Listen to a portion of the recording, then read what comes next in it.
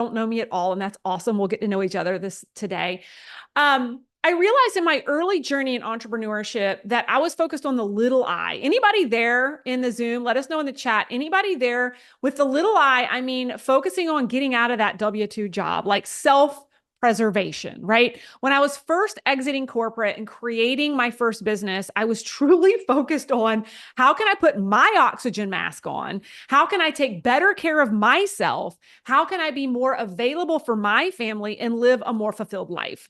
And what I realized through the years of scaling multiple companies and getting to a place of success where I am today, I've really lifted my head up from that little I and started to challenge myself with the bigger I, which is impact. How can I not only impact myself? How can I not only impact my family, but how can I create a greater impact to the greater good, right? It's something that my grandmother used to always say. It's like, your job is to make sure that you make it better for the next generation, not just my family, for the greater good of humanity, right? Like, what mountain are you climbing today that is going to be the baseline for someone else, right? Like, your journey today is the roadmap for someone else in the future. And that is a lot of what this book is about, right? How can we make our work create a ripple effect and impact in humanity, knowing our God-given gifts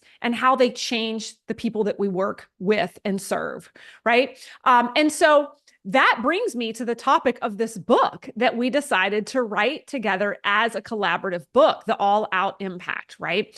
And I believe that when we have more fulfillment in business and in life, I believe that the universe really rewards us for the work we do to impact the greater good when we find that through line. You know, I've talked about this a little bit before, but when we can get into alignment to what we do, some of you may feel a little bit stale in what you're doing right now, right? You may feel a little bit flatlined with what you're doing right now. And it's probably because you have a calling to get more clear on where you're headed next for the greater impact of the greater good, right?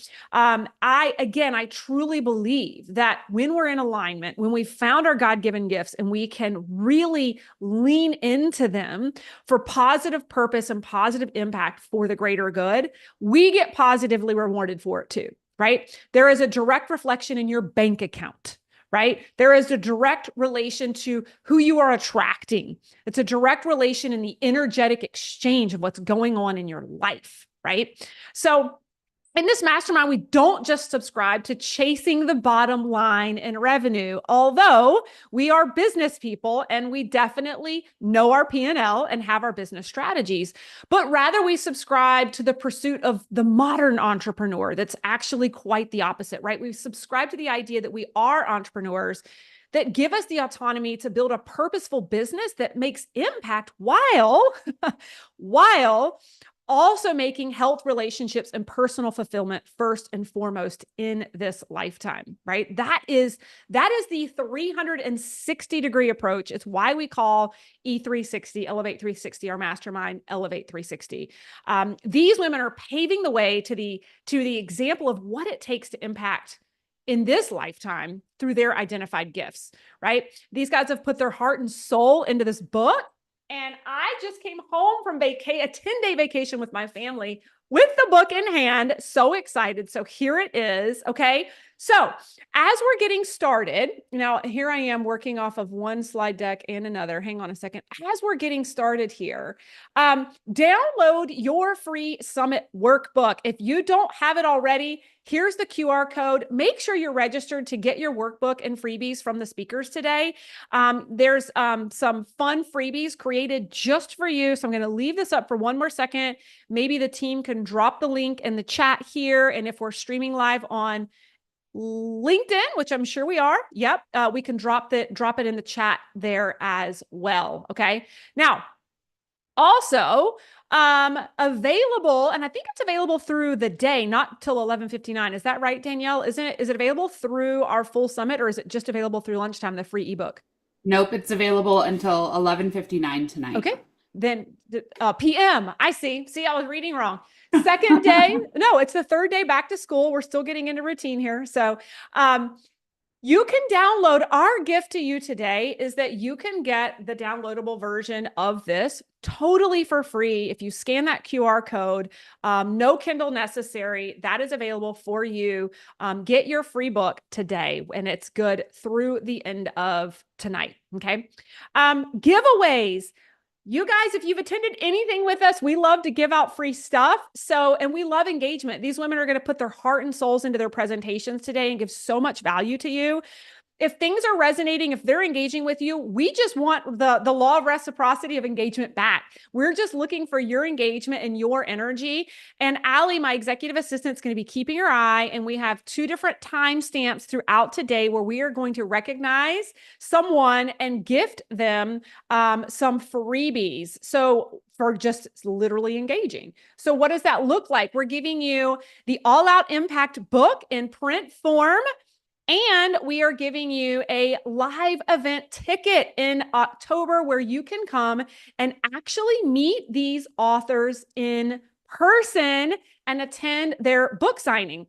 And that's our photo from last year. And then these are our featured speakers, just like what's up at our Burnout to All Out live event that we're gifting this ticket to. So if you want this amazing freebie, stay engaged, right?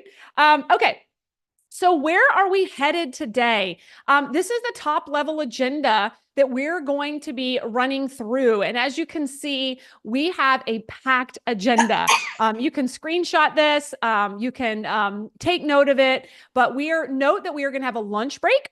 And between the lunch break, depending on timing, we may have some quick bio breaks leading to lunch and an afternoon break as well. But seeing that I'm already over my segment time, we might not have the mid-morning break. Okay. And with that, who are your moderators today? So you've got me, Melissa Hinault. Hey. But you also have Danielle Damerel, who's our collaborative book and podcast manager. Danielle, do you want to say hi? Hi, I'm so excited you guys are here. Today is going to be amazing. And welcome to All Out Impact.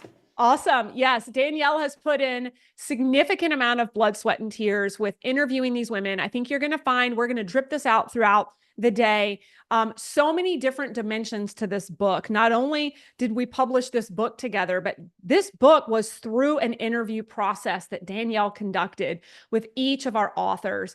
And not only did she conduct the interviews, we recorded them and we turned them into a podcast series. So today in this workshop, you're going to get some really cool key deliverables from these women, but know that the podcast episodes, the actual interviews are much meatier. There's more content within the stories that we couldn't pack into every single chapter of the book. So as you're listening in today and some of these speakers and their content resonates with you, you may want to download that podcast and go straight to their segment and get the full gamut and the full story behind the interview from these women. But Danielle has done an incredible job, 2nd year in a row, leading this initiative with our mastermind members. And we appreciate you so much, Danielle. We also have Lisa Unruh, who's I don't know that she's on this morning, but she's our programs director, and she will be with us later this afternoon, facilitating some of the panel discussions. And then we have, and Allie, I don't know where Allie's slide went, but we have my executive assistant, Allie, as well. Last thing here before we dive in is, do you want the replays and over $5,000 in resources? These women that you're going to hear from today we've created this incredible VIP vault. And it is an incredible resource vault that contains a curated collection of digital products from our Burnout to All Out and All Out Impact speakers themselves. So you can scan that QR code. You can check it out today. You'll be able to see video replays from the summit broken into sessions. So you can go back and access them for impactful teaching. And there's additional resources from our speakers that's exclusive to you. Mini courses, blueprints, master classes, step-by-step guides, private podcast, and so much more. So you guys are going to want to check that out. And there's an exclusive summit experience where you get an exclusive Q&A with the panel in September on the 18th. So get your burning questions answered from these ladies later. Okay. So that is our little experience bundle. And then this is just the detail on the podcast. So if you want to scan the details on the podcast before we jump in to our actual segment, those are the details to the podcast. Okay. I think that gets us through a lot of our general housekeeping. The last thing I will say here before we get into the segment is we've already hit #1 in home-based business sales and selling. We've hit #1 in business mentoring and coaching. We're already #2 in business systems and planning and #2 in strategic management, all within 2 to 3 days of this book being released. And top ranking categories already: women in business. I think that means in the top 10, right, Danielle? Women in business, work-life balance, business development and entrepreneurship, strategy and competition, development and growth, and job hunting. So we've already hit so many top categories. I don't know about you guys, but I am flipping excited about this. Okay. All right. So without further ado, we are going to jump into our first speaker. And our first speaker happens to be Julie Kober, who comes to you as a former Fortune 100 Chief Resources Officer, is now the founder and CEO of the Legacy Leadership Academy for Women, where she empowers female entrepreneurs and professionals to lead with purpose and impact. As a certified master leadership coach, Julie specializes in transformational business, career, and mindset coaching, helping women gain clarity of purpose and lead from within. What sets Julie apart in her ability to guide women to success without the overwhelm and sacrifice. With years of experience in goal setting, team building, and executing strategies, Julie is dedicated to helping women achieve remarkable results quickly while maintaining balance and fulfillment in their lives. If that is not the epitome of the modern entrepreneur.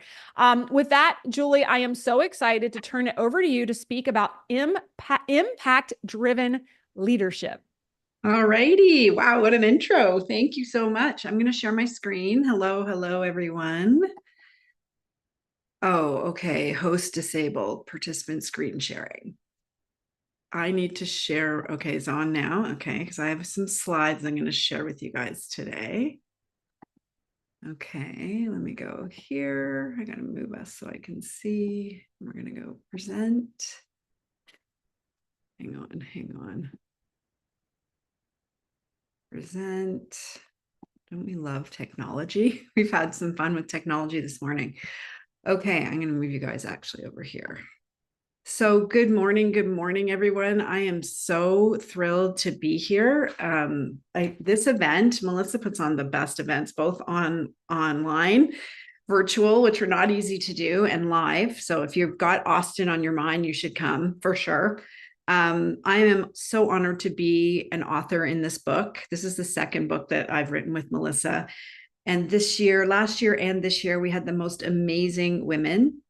You're going to hear from them today. Today is going to be so powerful. When I knew I was kicking it off, I thought, what could I say in the beginning of this on top of what Melissa just shared, which resonated so much with me and my story. I felt like she was actually talking about me, but today's going to be so powerful and such a great opportunity for learning, for building and growing and expanding as an entrepreneur and learning from these amazing women. Like, these stories are just incredible. I'm going to try and share mine in the next 15 minutes. I'm going to be going kind of fast, but if you have any questions, put them in the chat and you can reach out to me after. I'm happy to dig deeper. I'm really going to be sharing what I've learned over the last 28 plus years on how to create success through what I call impact-driven leadership. So I created a slide a little bit about me. Melissa just shared. So this is me and my family. I literally just came home yesterday from Ottawa. I live in Canada. Dropped those two beautiful humans in the back seat off at university, both going to the same university for the first time. That's my little fur baby Finn. He's not that little anymore, but so I'm Julie Kober again. My most important role though is mom and wife. I spent 28 years in corporate Canada. I was promoted to an executive HR leadership roles at the age of 31 when I was 5 months pregnant with that guy in the back there, Owen. And when I decided to leave my corporate career after 28 years, I held the position of Chief Human Resource Officer. And I worked for the Canadian Red Cross, which is the second largest NGO in Canada. And I've also worked for some of the largest companies in the world. So people ask me all the time, okay, Julie, like, why'd you leave the big job, right? And the big money? I'll tell you, it's exactly what Melissa said a minute ago. I wasn't fulfilled. I wasn't happy. And I knew that I could make way more impact on my own, right? The corporate container, I was doing what I do now, mentoring, coaching, leading women to succeed in their careers, but the corporate container was not the right container for me. So I moved into becoming an entrepreneur from 28 years of being an employee. And now for the last 4 years, I've been a success coach and a leadership and mindset mentor. And as she said, I'm also the CEO and founder of the Legacy Leadership Academy for Women. So, hang on one sec. Well, I'll just leave it up for now.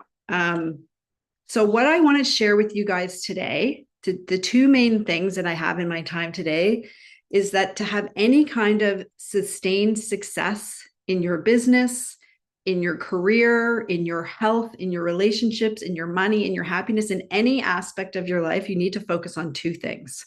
And this is what I've learned from my 28 years of being a success mentor. You need to understand the impact, what I call the impact leadership model that the top 5% of successful people follow. And there's 3 really critical questions you need to ask yourself as a successful business owner. Okay, so I want you to get out your pens and paper. You probably already have them out because you're going to be taking so many notes today. So what I have up here, this is what we call the do, have, be model. So this is a leadership model that is followed by about 95% of the population. Okay. I want to move you guys into the top 5% as entrepreneurs, as business owners, as people who want to soar in their careers. Right. So when you're problem solving, these are the questions that the 95% ask themselves, and they ask themselves this specifically in this order. And you might find yourself in this. So most people were trained through society, through education, through growing up to ask the first question is how, right? How do I do something? So many people come to me, Julie, just tell me how. How do I do this? How do I get more money? How do I get promoted? How do I build a successful business? Right? So the 95% ask themselves this questions. What do I need to do, which is how, to have what I want to have, and then I will be. So what do I need to grow and scale a successful business so that I can have the money that I want to have, and then I'll finally be successful. I'll finally be happy. I'll finally be fulfilled.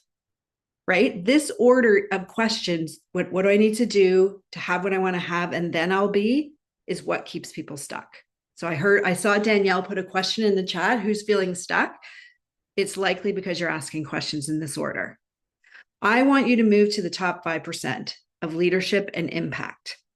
I want to share with you the model that the most successful people in the world use to navigate their business, their leadership, their money, and pretty much every aspect of their life. Oh, I'm sorry, my mouse is acting up. And it's this. You've probably heard it before. It's the be, do, have model. To grow your business to the level of success you want to have, these are the questions you need to ask yourself in this order. They're the same questions, we just reorder them, right? Who do I need to be? And what do I need to do? Both equally important. The do is the how, the be is the what and the why, right? So who do I need to be? And what do I need to do to have what I want to have, right? Everybody wants to go to the how first. It's how we've been trained. Action, action, action, right? So action is super important, right? It's just as important as knowing who you are, who you need to be while you're doing the doing, right? So there's 2 sides to, I call this the business success coin. There's 2 sides to a coin, right? We know this. One side of the coin is the mindset you need, the CEO mindset, and understanding the impact of leadership, which is what and why. That's the B side of it. Who do I need to be? I need to be a CEO. I need to be an impact-driven leader. I need to show up a certain way. And the other side is the business strategy. That's what do I need to do? Right? And Melissa and I talk about this all the time. Every strategy works, right? So it's the being doing the doing that makes the difference. But you need to have all of these working together in conjunction to have success. You can't ignore who you need to be. You can't just dive into the do, action, hustle and grind. What that's going to do is get you overwhelmed and stressed. So Melissa said it at the beginning. She stepped back and decided, who do I want to be? She wants to be an entrepreneur that has a 360-degree view, that her family is just as important as her work, right? That her working out and her health is just as important as her work. That's how she's showing up. Okay, so this model, be, do, have, 5% follow. 5% really understand what it means to who you need to be. So I said there were some questions that we need to ask, right? So this is question number 1. Who do you need to be to run a successful business that you love waking up to every single day? This is a really important question you should be asking yourself as entrepreneurs. And Tony Robbins, I'm not a huge fan. I mean, I like him. He's great, obviously. Like, he's hugely successful, right? But his energy is a little masculine for me. But there's some nuggets that he's given over the years. I'm like, yes, I really get that, right? And one of them he said, which I totally agree with, is the quality of your life depends on the quality of your questions. So what questions are you asking yourself as an entrepreneur? And when it comes to your success and your leadership in your business, this is the number 1 question you should be asking yourself. Who do I need to be to run a successful business that you love waking up to every single day? B equals belief. Belief. Here's the thing, you guys. Whatever you believe to be true will always be your truth. If you believe it's super hard to run a business, guess what? It's going to be super hard to run a business. If you believe that anything is possible and that you could actually change to the leadership model that 5% follow and actually start thinking about who you need to be, you'll change. Whatever you believe. If you think it's hard, if it's not doable, if it's, it's not me, it's the strategy that's not working. If that's what you believe, if you believe it's the strategy that's the problem and it's not you, then that's what you're going to believe. That's what's going to be your truth. Because this is where we have to start. Whatever you believe is where you have to start. Because the reason why is success equals belief. Whatever you believe to be true will be your truth. So what is it that you believe right now about yourself and your business? What do you believe about yourself as a leader? What do you believe about making money? Are you open to receive it? Do you believe that you can actually make millions of dollars in the business that you're running? Do you believe that you're the CEO of your company? Is that an image you hold of yourself?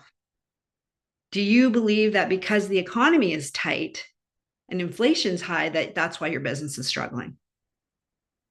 Not answer these as I'm asking, and it'll be really helpful. Do you believe that you don't have enough time to work on the business the way you want to? Do you believe you have to do this all by yourself, that you're actually in this alone? Do you believe that the answers you seek are external to you? Or do you believe it's time to go within? Do you believe in yourself? How you answer these questions is the answer to why you have the level of success you have right now or not. And this applies to any area of your life. We're talking about your business, but you can put in anything, health, relationships, whatever you want. This is where you need to start, the self, what you believe about yourself. Looking at what you currently believe about your business, your leadership, your wealth, your worth, your ability to be successful. It's time. You have to start by looking in the mirror and listening to ourselves and going within, looking within. This is leadership from within. That's where you have to start, right? So what are you saying to yourself about yourself all day long? Super, super important. So to transform or to change anything on the outside of us, we first must go inside and take an inventory of all the questions I just asked you. So get this replay and write them down again and ask yourself these questions and journal on them, because this is the key to your success. And an action item you can do, I know every single one of you have a to-do list that's more than the arm's length long. How about you create a to-be list? Does anybody here have a to-be list? Who do you want to be? How do you want to show up every day? So that's question number one. Here's question number two. What do I need to do to launch, grow, and scale a successful business into the 5, 6, 7, 8, 9, 10? You pick the figure you want. I just put these 3 in there. Right. So now we're into the do. This is the strategy piece of the coin. To create impact and lead with success, every business needs to focus on 4 activities every day. And it doesn't matter if you just started and you made $100 last month, or if you're IBM. These are the 4 things you need to do.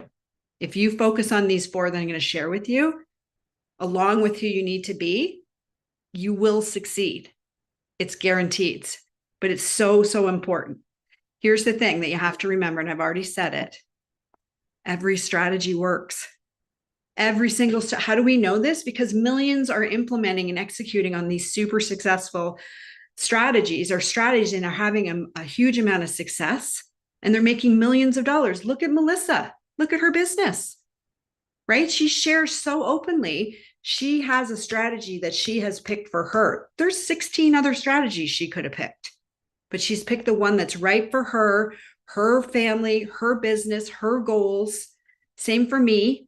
I have a different strategy than Melissa has. We don't launch the same way, but we're both having huge success. They all work. That's why we know. You just have to look at us too and know, okay, all of them work. It's not the strategy alone that's going to make you give you the success you want. Strategy is external to you, right? It's 100% necessary. You need one, and you need to stick to it, and you need to be consistent with it. That's the other big problem, is we jump all over shiny object syndrome, right? So when you pick the one that's aligned to you, you stick to it. It's 100% necessary, right? It needs to be aligned to who you are and what you want to leave as your legacy. That's why I named my company the Legacy Leadership Academy. It's important, right? Every strategy works. It's the doing that makes the difference. And that's what creates success. So here's your 4 pillars. You're going to want to take a screenshot of this. This is what you need to be spending 75 to 80% of your time on. Generating leads. You don't have leads, you don't have a business. Nurture your leads, because they're not going to buy from you, right? You're dating, that you're not going to get married right out of the gate. Make offers to those leads. You have to sell something to them. And then when they become customers, you give them the most exceptional customer service. Those are the things. If you spend 85% of your time doing this in a business from and there's strategies under each one of these, you will have success. Again, without leads, you don't have a business. Expensive hobby, right? Without consistent revenue coming in, you don't have a business, or you won't have one for very long, right? These are the 4 things that you should be spending the majority of your time on, right? So take a look at where you're actually spending your time right now, okay? So question number 3, how do I have the business and the life of my dreams? So we've asked 2 of the 3 questions, right? To business and life success. Who do I need to be? What do I need to do? What strategy do I need to have the business and life I want to have? This question is about impact-driven leadership. This question is all about leadership. And I teach that there are 12 critical leadership characteristics necessary for success and impact. Today, I'm only going to dig into 1. And the one I chose is the one I think is the most impactful, especially for newer entrepreneurs. Okay. So how are you showing up? This is a question within the questions. Are you an employee, a business owner, or a CEO? This is probably the most important question you should ask yourself as an entrepreneur, because the answer to this is going to uncover your identity, the image you have of yourself, the impact you're making or not, your fears, your doubts, your negative limiting beliefs, the imposter you might feel like sometimes. It's also going to uncover your wins and what you're really good at and areas you excel in, right? Are you operating in your business right now as an employee, a business owner, or an impact-driven CEO? because all three of them have very different identities and they all will bring you different levels of success. So here's the one characteristics I want to talk about today, and it's integrity. This trait is critical for impact. This trait is the differentiator between successful people and unsuccessful people, period. If you were to only focus on one impact-driven leadership characteristic, this should be it. So what does integrity mean to success? Impact-driven leadership equals integrity. How you do one thing is how you do everything. And I just heard a quote yesterday from Brendan Bouchard, and I'm like, oh, I have to share this tomorrow. It completely sums up impact-driven leadership. And he said, if you're half in, don't be shocked when you're getting half as much. And I was just like, oh my gosh. Like, how are you showing up? Are you half in? Or are you all in? Because I believe we're all in. That's why we have the All Out Summit here, right? I believe we should be all in. If you're half in, it's time to look around. Look around your life, because you could be half in other areas as well. Because usually how we do one thing is how we do everything. Right? So here's the reason why the most successful people in the world are a success. This is what integrity means. They do what they say they're going to do, when they said they're going to do it, and most importantly, even when they don't feel like doing it. And when I say this often to my clients, the person I think of is Melissa. She is the definition of integrity. She shows up for herself every morning in her workouts. There's probably tons of mornings she doesn't want to go work out, but she does it anyway, right? That's the key to success right there. This is integrity. You can't rely on being motivated, because guess what? The most successful people in the world are no different than you or me. They too don't feel like doing what needs to get done all the time, right? They have set up systems, processes, strategies. They've mastered their mindset. They understand how powerful their mindset is, the habits and their leadership traits that carry them through when they're not motivated, which is most of the time, guys. I'm not motivated. I drag myself into this office a lot of days, but I know there's things I have to get done, and I have my system of what I do every single day, right? Even when I don't feel like it. And a lot of the time, for most people, even the most successful, that's the majority of time. So integrity is doing what you say you're going to do when you said you're going to do it, even when you don't feel like it. And to me, that's the definition of impact-driven leadership. So that's all I have time for today, you guys. I'd love to stay connected. You are investing in yourself. You've decided to come to this summit or other summits like this. You're learning what you need to do and not do, and who you need to be and not be, right? How do you want to show up? All the ways of being an impact-driven leader. So remember what Tony said, the quality of your business, career, health, relationship success is dependent on the quality of your questions. And I've just given you the 3 most important questions you can ask yourself to move into the top 5% of successful leadership and business ownership. Who do I need to be? What do I need to do to have what I want to have? So it's been a pleasure. Thank you so much. Thank you for showing up for yourself and your business today. I want you to know that energetically, what you're doing today by coming to a summit like this is going to have huge impact on you. Thank you so much, Melissa. I love this, Julie. Thank you so much for just sharing your insights. I'd love to know in the chat, before we transition to our next speaker, what actions did you gather out of that? What insights? Share with Julie.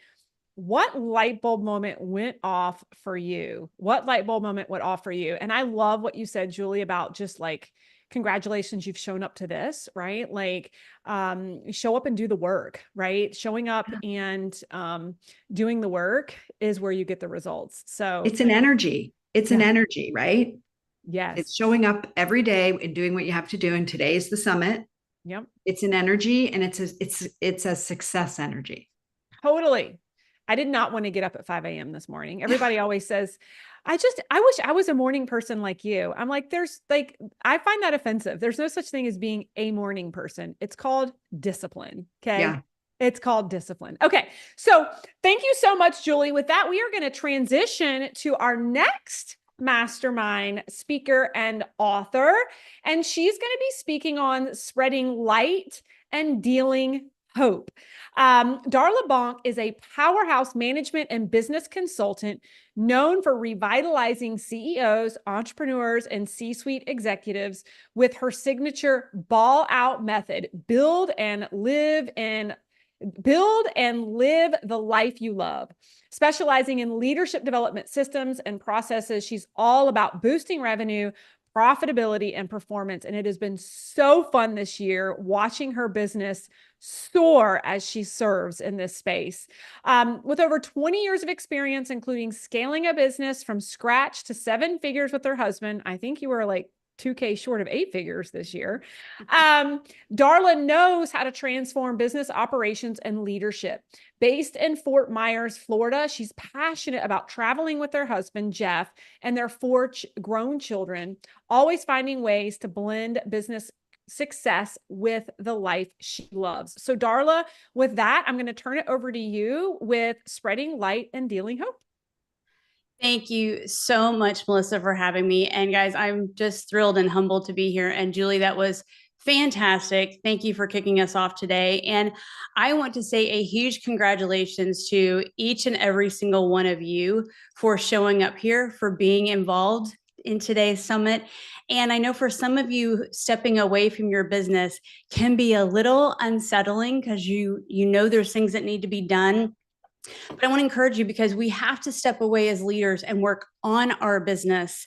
Otherwise, if we keep working in our business, we've turned nothing but exchanging our employee into the CEO piece to just be another employee in our own business. And so you have to step away and work on your business. And I'm just so excited to be a part of this. And I hope that what you guys get out of today will empower you to move the needle in your business, move the needle in your life. And I hope you don't just sit back and say, well, what's so special about all of these people? Because I want to encourage each and every one of you right now, if you hear nothing else that I say today, each and every one of you already has everything you need inside of you to be successful, whether it's in your work life, in your home life, as a parent, as a spouse. You have everything you need inside of you right now to change the trajectory of the rest of your life. You may just need some help in digging it out, but it is there. And I hope that you will find that again today. You'll find that spark again today. And that you will leave empowered and emboldened to embrace all that you know you were created and designed to do, and be able to take that excitement back into your business, back to your teams, back to your clients with renewed energy to finish out this year strong. The question is whether or not you're willing to do what's necessary. Because I will tell you, having gone through this journey with these incredible women this year, it's not an easy journey. And as you guys know, there is no magic pill for success. The magic pill is in the discipline of showing up each and every single day and doing the work, doing the hard work, doing the messy work. And we have done messy work. We have sat there and cried together. We've laughed together. We've shared together, and we have empowered each other. We have held each other accountable to do that which we said we were going to do. I saw somebody put in the chat, do what you say you're going to do. And how do you show up for yourself every single day? Because some of you,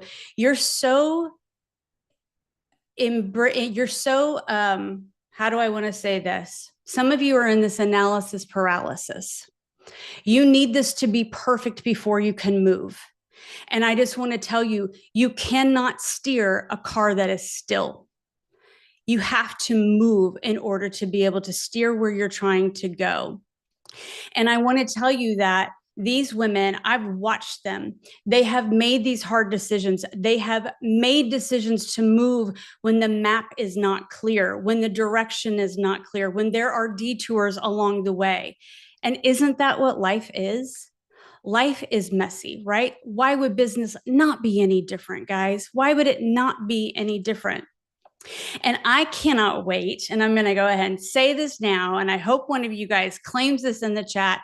I cannot wait for one of you that is sitting out here today to be one of these speakers next year and to sit back and say, today was the day you woke up. Today was the day that you decided to change the rest of your life and be able to sit back and next year look back at this time and say, I was sitting in one of those seats. And here I am now sharing what I have learned and what I am doing, because we are put on this earth for something. And the last thing you guys want to do is be an 80 or 90-year-old and wonder what if, and wonder what if. And that was almost my life. I have been able to have a really great life. I had a really good childhood. I had a really great family that I came from. But life's bumps along the way did not miss me.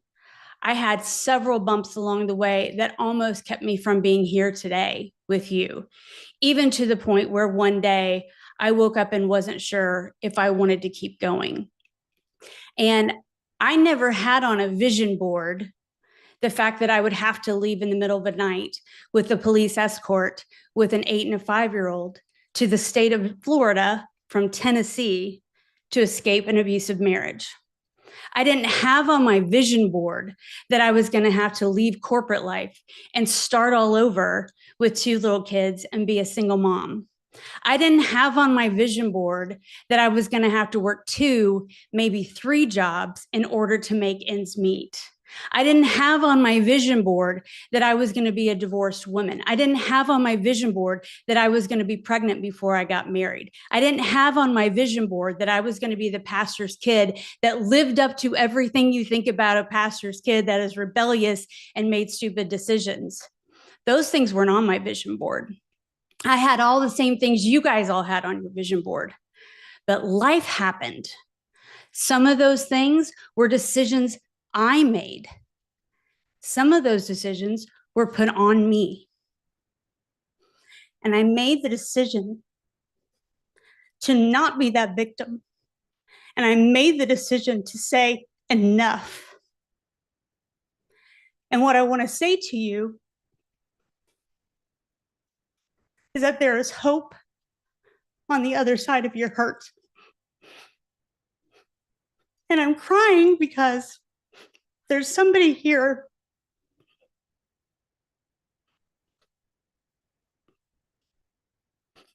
I don't know what apology you're waiting for, but I want to say on behalf of whoever hurt you, I'm sorry that you've been hurt. I'm sorry for what was not resolved for you. I'm sorry for the pain that you're going through. But man, you are not alone. And I'm telling you, if I can do this, you can do this. And there is so much joy and gratefulness that I have for all the experiences that I had that were less than stellar. Because this is the crap you don't see posted on LinkedIn every day, right? You see, here's a quick strategy. You're going to make $1 million a month doing this process or this method. We have to work on us, guys. We have to heal the things that are broken. And I can remember sitting through therapy and the therapist telling me, you may not be responsible for the people who hurt you or for what hurt you, but you get to decide if you will heal you. And some of you, what's not working in your business is not the strategy. Like Julie was saying, every strategy works. It's not the methodology. For some of you, it is not even a lack of money. It is a lack of you being willing to address what is going on upstairs. And you cannot help if you cannot heal yourself. There's a reason why we talk about self-care. And I will argue that it's different than self-love. It is different than self-love. And you have to own up to and address the things that are keeping you from fully showing up to be everything that you were created and designed to be in your business. Some of you are spinning your wheels working on this strategy and that strategy and trying to make this work and that work, when all you need to do is show up and be your authentic self. I want to challenge you each. When you look in the mirror, what do you see? What do you think about? Do you like what you even see? Do you like who you have to look at every day? Because here's the thing, guys, you are the only one living your life. Melissa's not living your life for you. Julie's not living your life for you. I can't live your life for you. Your spouse, your partner, what your father said about, no one is living your life for you but you. So what are you going to do about it? Because that is the very first thing that it is going to take for you to decide. Like Julie said, who are you going to be? Not what do you want to do and have. Who are you going to be every day? What are you longing to be? Because a lot of you got onto this entrepreneurial journey because you wanted the financial freedom. You wanted this. You wanted to escape corporate world. All of those reasons matter, but not as much as who do you want to be. And sometimes the mess is part of who we are. But I will tell you, I don't regret a single one of those because it has aligned me and given me every ounce of tools and resources that I needed to have the capacity to come around the hard skills that I learned and was trained on in corporate America to be able to now teach and train other people how to build and live a life they love by overcoming the obstacles that are in their way. And for me, it was decisions I had to do to start a life all over again with an 8 and a 5-year-old, and I had no idea how. I had to drain a 401k. I had to figure out how to start a new career all over again in a place that I never thought I would come back home to. And now I have 2 successful businesses. I have a husband that adores me. I have family that are fabulous and support me. And I have my kids who are healthy and whole and fabulous relationship with them. If you would have told me in those dark days that that's what's on the other side of hope, that that's what's on the other side of pain, I would have called you a liar and said, but you don't understand. And all of you have something you are working through. I would urge you to lean in to whatever that is. Because on the other side of that hurt is incredible hope. And that hope is what allows me to turn around and help others. They don't need to see every last strategy you have, and they don't need to see you be on every single day and be so polished and perfect and have every Gary Vee quote that you can think of and every Ed Mylett quote that you can think of and every, niche quote that you can think of. They need you to be you, and they need you to be real and authentic and to fully show up for them. And when you do, they will follow you anywhere, no matter how your business model changed, no matter what new product offering you do, and they will be your walking billboards. If you love you, if you believe in you, other people will. I'll leave you with this story. I can remember when I was going through the worst of this, and my dad was helping me, and I was going through court stuff with child support and all those kinds of things. My dad said, honey, we can keep fighting for this if you want to. You've got a judgment. You're ordered all this child support if that's what you want to do. But I believe you have absolutely everything inside of you right now to be everything you need to be and to be everything those kids need. And I made that decision that day to believe him. I bought into his belief and his hope for me. And so if you don't have that hope today, I want to give you permission to borrow mine. I believe in you. This group believes in you. We are a community that loves hard. We give hard. We hold each other accountable. We're going to make you do the work. but we're going to lift you up when you're down, and we're going to help you. And if you need to borrow belief and hope today, please know that I have plenty of it for you, and so does this group. And thank you so much for sharing letting me share my story, Melissa. Appreciate it. My goodness, such a heartfelt story. Darla, you've got to check the chat after you're done. So much gratitude, so much connection, so much relatability.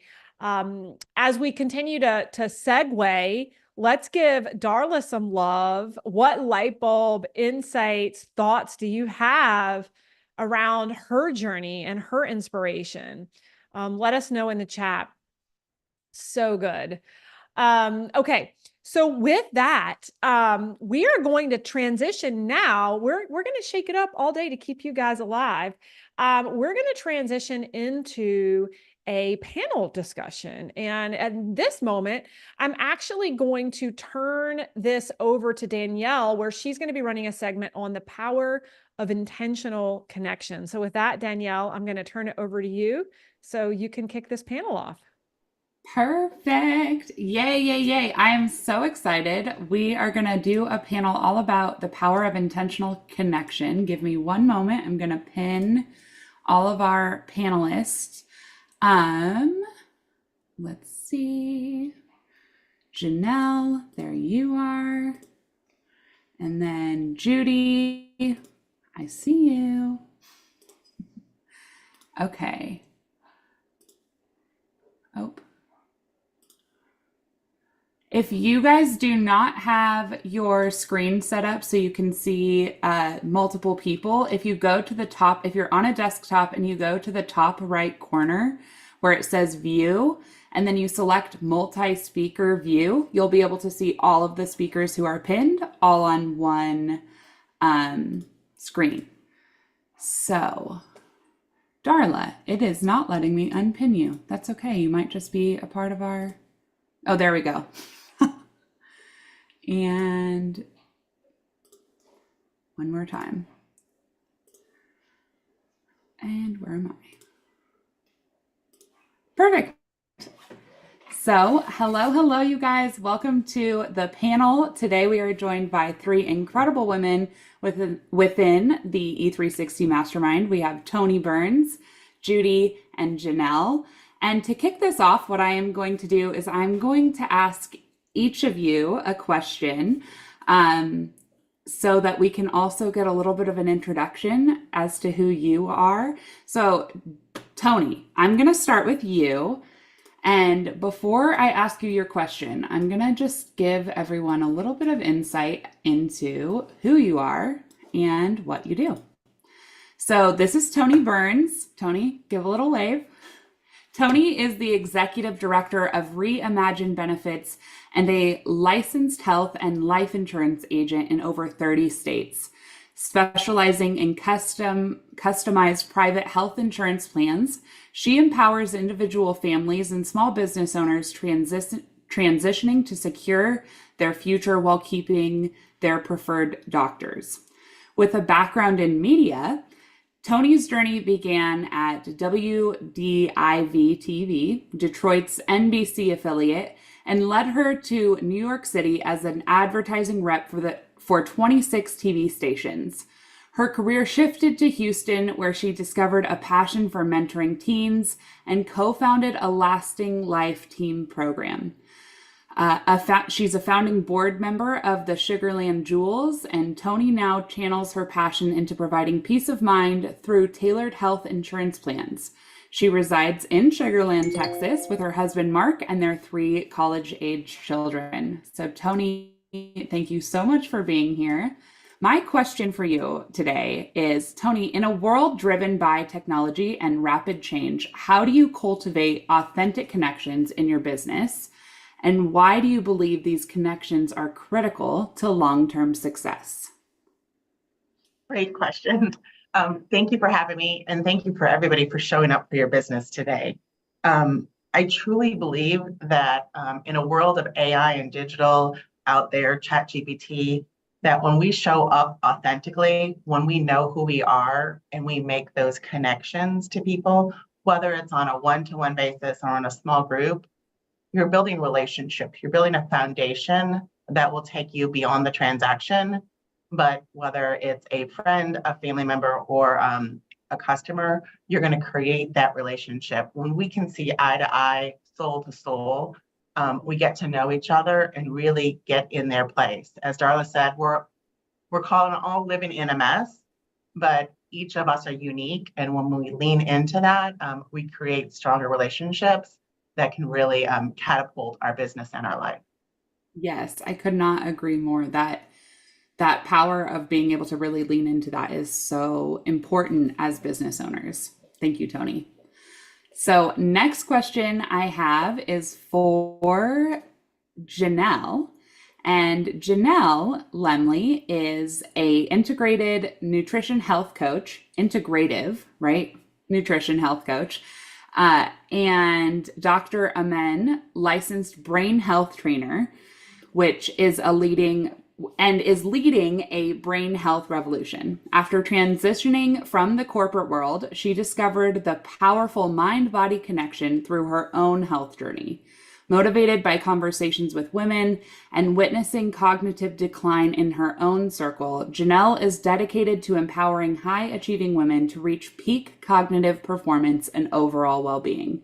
She offers evidence-based personalized coaching that transforms lives, guiding clients through a practical, sustainable lifestyle changes that enhance mental clarity, resilience, and productivity. Janelle's warm, expert approach creates a supportive environment where women feel empowered to prioritize their brain health, building a community of leaders in cognitive wellness. And I can speak straight to that and say, even just in the few conversations that Janelle and I have had, she has empowered me even to take control of my own life and my own lifestyle so that I can improve my memory issues. So she is such a powerhouse in this arena, and I am so excited that she's here with us today. Janelle, so we all know that networking is important for our business success, but how have you taken networking to the next level by creating those meaningful connections that drive change? Well, first of all, thanks, Danielle, for the introduction. And again, thank you everyone so much for taking time out of your day to be here with us today. It definitely means a lot.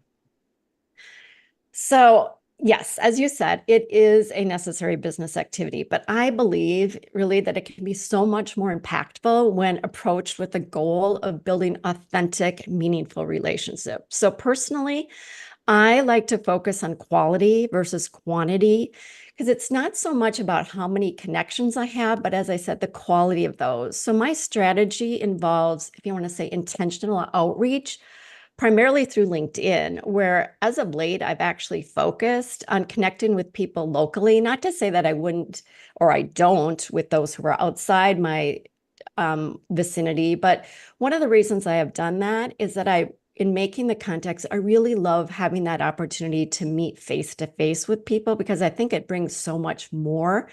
And it's so much easier to do that, of course, when you're in the same, when you live in the same area. But really what I want to say is that it has been particularly rewarding is that these connections when they reach out to me proactively, I know then that there's that mutual interest in building a relationship, and it's not just expanding networks for the sake of adding another name to the list. So for example, just last week, I met with somebody whose work was entirely different from mine, not someone who would necessarily be part of my target market. And we had a wonderful conversation where she generously shared insights and resources and connections. And I thought, oh my gosh, how thoughtful is that? So this encounter really reinforced my belief that even if our businesses don't overlap or they're not considered part of my target market, that these relationships or connections can be truly valuable. So because you never know when a person you meet who connects you with someone who becomes a key collaborator or a resource down the line. So again, for me, it's not just about that initial meeting. It's about nurturing those relationships over time. And I always follow up with like a thank you note to keep that connection warm. I remember the details about that person so that I can always down the road offer value when opportunities arise. So to me, overall, these small intentional gestures really bring, what do I say, trust and foster deeper relationships. And so, what else did I want to say? Is that, for me, networking is about genuinely being curious about others and understanding that giving value really comes before receiving it. So I'm always intentional about sharing resources, making introductions, and finding ways to be helpful when I can, even if there's not an immediate need for me. Because networking with this mindset creates to me a sense of reciprocity and collaboration, which can lead to, like I said, unexpected opportunities down the road. So to me, that's how I look at being able to, if you want to say, build that intentional connection through networking.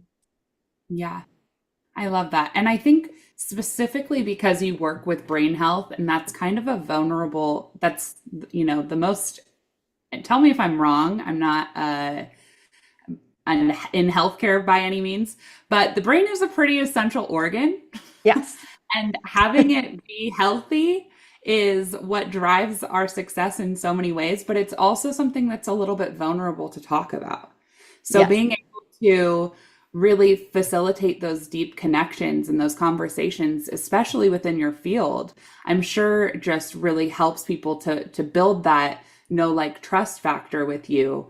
And then they're able to really get to the root of what's going on and why what's going on. And I know in your story, which this is where I'll tell you, you guys have to read the book and listen to her episode on the podcast.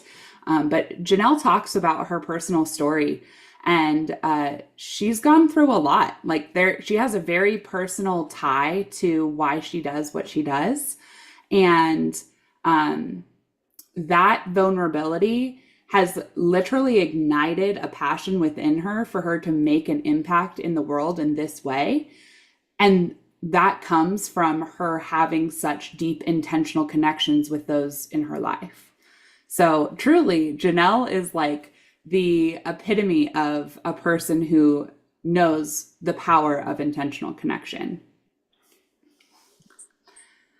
So next up, let's talk to Miss Judy Tierney. Judy is an Austin-based realtor, real estate coach, investor, and world travel expert. After a long corporate career running her own marketing and communications firm, she is now inspiring multi-passionate professional women like herself to build confidence and wealth through real estate investing and living a more purposeful and experience-filled life. A true Texan at heart, which she very much is, Judy is a graduate of Southern Methodist University and the University of Texas at the Austin MBA program. She lived everywhere from New Jersey to New York to San Francisco and has explored over 30 countries across all 7 continents. She is a ball of fun. Judy and I have so much fun together. We have so many good stories.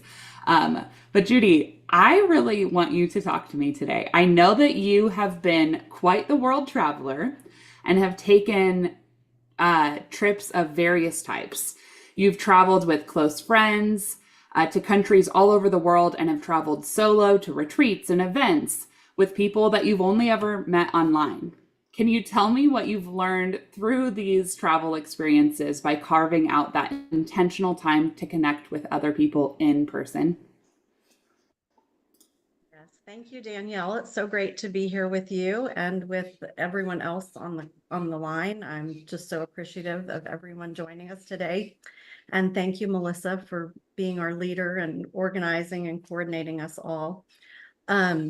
Yeah, so as you mentioned, I've kind of done it all. I've been to a lot of places and I've been solo, I've been with friends, I've been with family, I've been on organized tours, I've done kind of the do-it-yourself route. So I have a lot of experience in the travel world. And I think from an intentional connection standpoint, what it's really all about to me is just making sure that whatever kind of trip you're taking, and actually whatever you're doing in life, just being present and really being there and focusing on the people that you are interacting with. So it's about really engaging, it's about asking questions and really getting to know the people that are around you. And that's what makes the best relationships.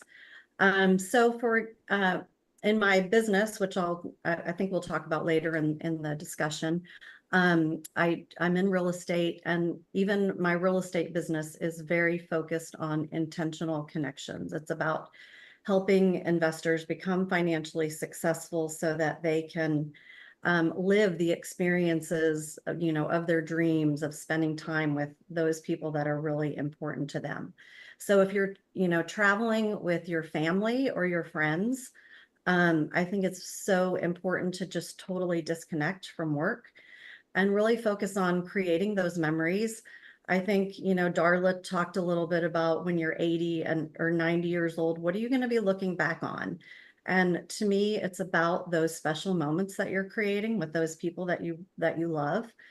And then what I'm also a huge fan of is solo travel, which I think provides an opportunity for a totally different kind of intentional connection.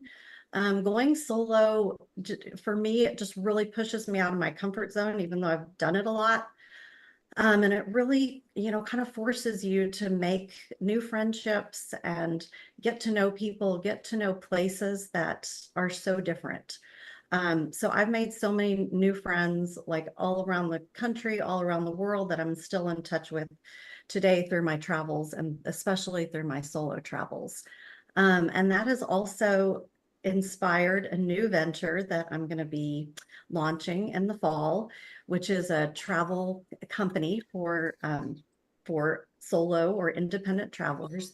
And I'm going to bring like-minded women together to go on adventures all around the world, and have that opportunity to make new friends and get to know new people. So I'm super excited about that. Oh, heck yes. I'm so excited about that for you. Okay. I gotta stay on topic though. Thank you for sharing that. Tony, we are going to go back to you. Tony, in what ways can intentional connections between individuals enhance personal growth and professional development? And how can we effectively cultivate these connections in both our personal and professional lives? That's a great question. It's a very loaded question. Very loaded. But as we unpack that and really look at it, depending on whatever job you're in, having those intentional, authentic connections can really help you grow your network. As Janelle was mentioning, I love networking, from my personal to my business, crossing over, whether it's I've met people in Canada that I've helped move to Florida and get health insurance. And then while they were there, I said, so how else can I help? What are you looking for? They're like, you help me with your health insurance. But because of those other connections that I've made along the way, I can bring people together by just listening, being present in the moment. If we can all be still and listen to what everybody's else talents and opportunities they have, at the end of the day, we all want to share. When you learn about yourself and really create that, who do I want to be and who do I want to share with and grow with, that giver's gain that we're talking about, that know, like, and trust, when we can connect people together, exponentially things happen. I call it kind of like a ripple effect or a butterfly effect, but we can touch each other's lives either for, I always say people come into my life for a reason, a season, or a lifetime. But when you can connect those people, both personally or in your professional life, there's a magic there. There's something that happens that really can connect. And as Janelle said, it doesn't happen overnight. It's not instant. It's not a transaction. It's a relationship. It's doing those little things. It's reaching out to people, connecting, showing up, really just showing up and asking, how can I help? Because we all know 2,000, 3,000, 4,000 people, our phone is filled with connection. But bringing those people together, we can really grow together. And making this world a better place that way through impact. Oh my gosh, so good. And I don't know if you guys have picked up on this, but there is clearly a theme here. All three of them have touched on it now multiple times, but the key to intentional connections is being present. Like, let that sink in for a minute. It means actually stopping your brain, stopping your mind from going all those different places, whether that's through meditation, whether that's through breath work, whether that's through, praying or however you choose to slow down your mind and your nervous system. Like, we have to do that to be present. And we have to take a moment to look around and make a conscious decision to have an intentional connection with somebody else. And the ripple effect of that, or the butterfly effect of that, which is actually the name of Tony's chapter, is huge. The impact that comes from actually choosing for yourself to slow down and be present is not something that should be taken lightly. Like, it's something that we all know, right? Like, we know, okay, be present, but we need to actually do something to make that happen.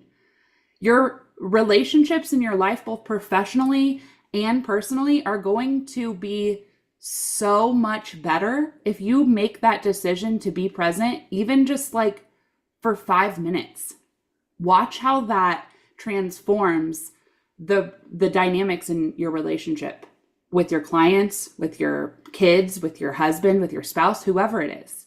Be present. That's the key to intentional connection. Thank you, Tony. Janelle. Yes.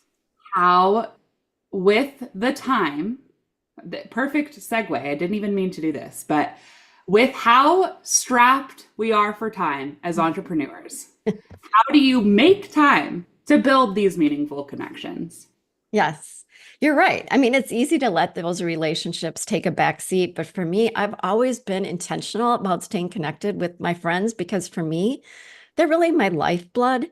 In fact, I have close friends from junior high, high school, college, and I don't think I really want to add up those years, but we've experienced, if you want to say, those ups and the downs of life together. And even though we've gone through those periods of time where because of life happens, we've kind of lost, what do you want to say, contact, but then we'd always come back together to find ways to reconnect. So whether it's getting together, it's texts, it's Zoom, it's emails, or back in the day, we actually wrote letters and sent to people and sent to each other. So one strategy that has actually worked well for us now as we're older is setting, if you want to say, a recurring monthly dinner with my group of friends. So just like you would set up a recurring meeting, or maybe you set up like a recurring nail appointment or something, we do that because we know, and we all know that life gets hectic. And so if someone can't make it 1 month, then you just go to the next month. But by actually putting it on the calendar in advance, we can plan around it and make sure that we prioritize that time together. And now, of course, they're empty nesters, their schedules are a bit more flexible. And so it makes it easier, at this point in our life to do that. But for me, building and maintaining these relationships, it's not just a nice to have for me. It's really essential. Like I said, that's kind of like my lifeline, my lifeblood. I love connecting with them, learning about their lives, sharing their experience, because it truly does energize me. That's why I make it a priority.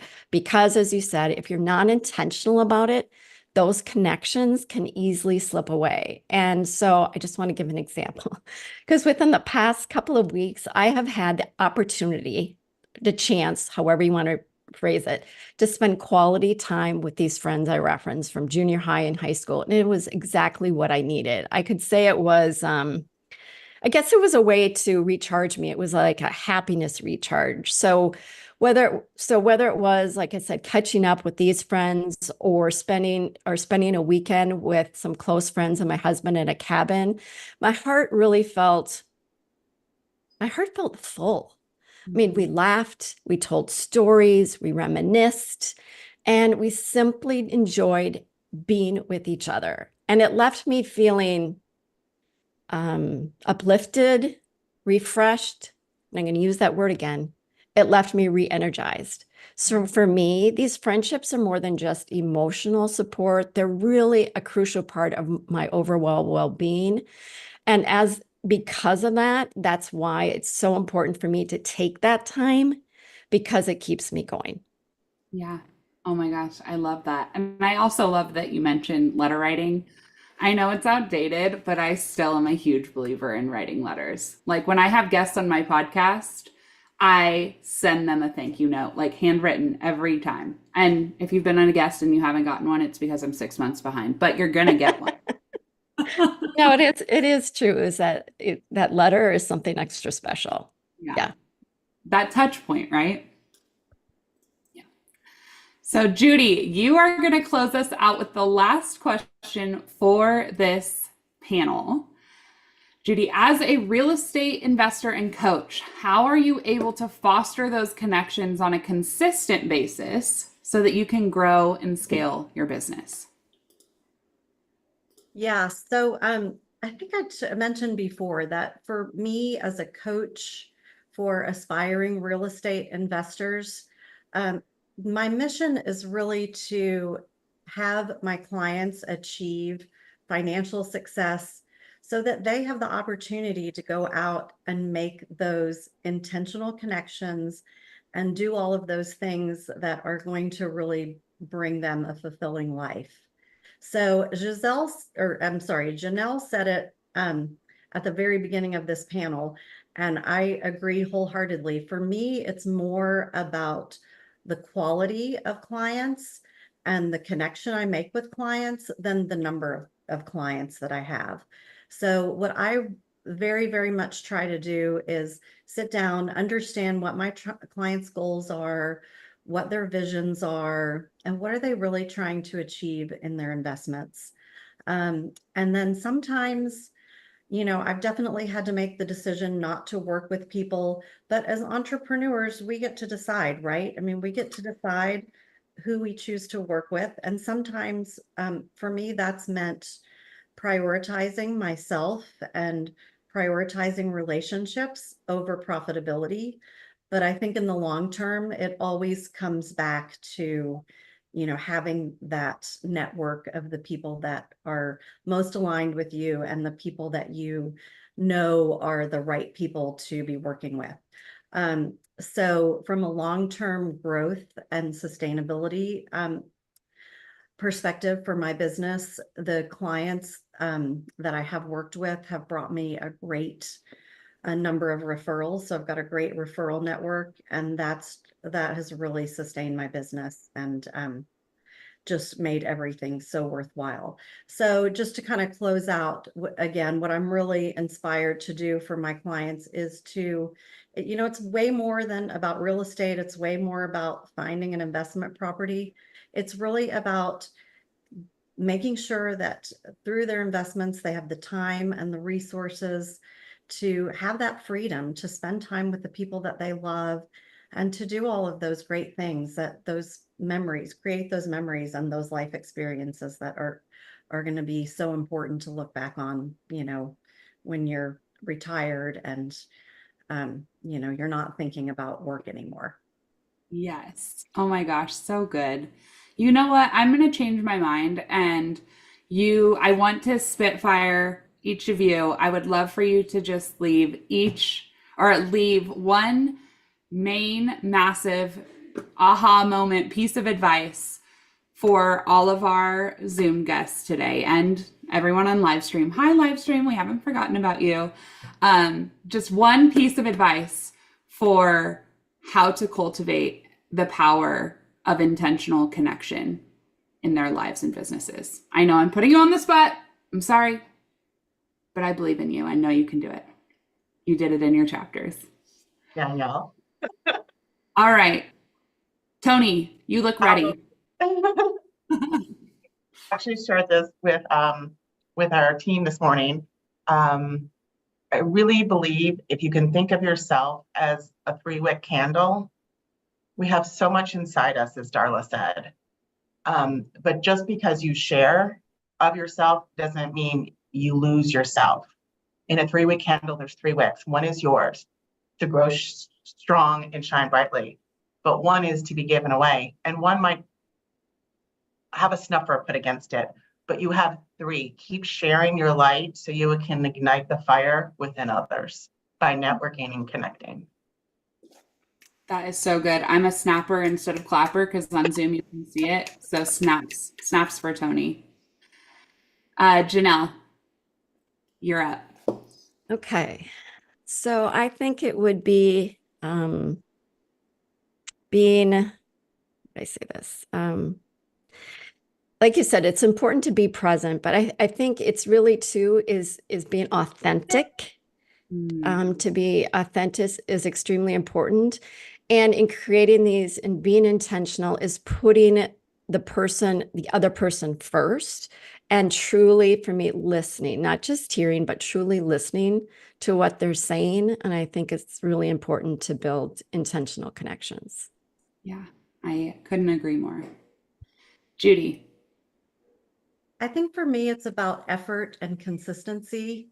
And like Janelle, I have a great network of friends from going back to my junior high years as well. So I really think it's about kind of making the effort to reach out to people. It's not always easy, but it's so rewarding when you are able to connect with people, and it really does re-energize you. I wholeheartely agree with that. So I think taking that time to reach, and maybe it's just, a person a week, or, you can kind of figure out what works for you, but you have to make an effort because not everyone is willing to do that. So if you have connections that you want to keep in touch with, I think it's really about being consistent and making sure that you're there for them and reaching out to them. It doesn't happen overnight. I mean, it takes work. It takes a lot of Yep. work. But it's worth it. Does, but it's so important. It's so worth it. Exactly. Snaps for Janelle and Judy. And for this panel, thank you guys so much for being here. This was incredible. I would love for you to drop your biggest takeaway in the chat. And Lisa Morris is up next. So while I get her pinned and them unpinned, I would love for you guys to just give Janelle, Tony, and Judy some love in the chat. Let them know what resonated with you. Hey, Danielle, while we're kind of transitioning, do you think we could take a hot minute for especially folks who've just jumped in over the past 5 to 10 minutes? Just pull up the slides again and remind them where they can download the book and the workbook and all the stuff, just really quick. Let's do it. That's great. So who's joined since we started and you're like, what? Wait a minute. What did I sign up for? What is this? What's going on? We want to make sure if you jumped in a little bit late that you can get the digital copy of the All Out Impact book that the authors you're meeting today actually have written their chapters in this best-selling book that just came out. And we're gifting this book with a free Kindle download today for those of you guys who are streaming live with us. It's just a free gift. And there's a workbook that goes along with today that you can download as well and get lots of cool freebies from my team and from our speakers. So we want to make sure you guys have access to that. Yes, I'm pulling it up so you can get your...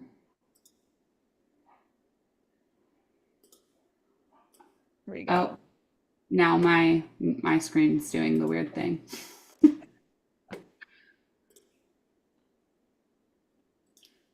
Okay, you know what? You need to do it? You do it. All right.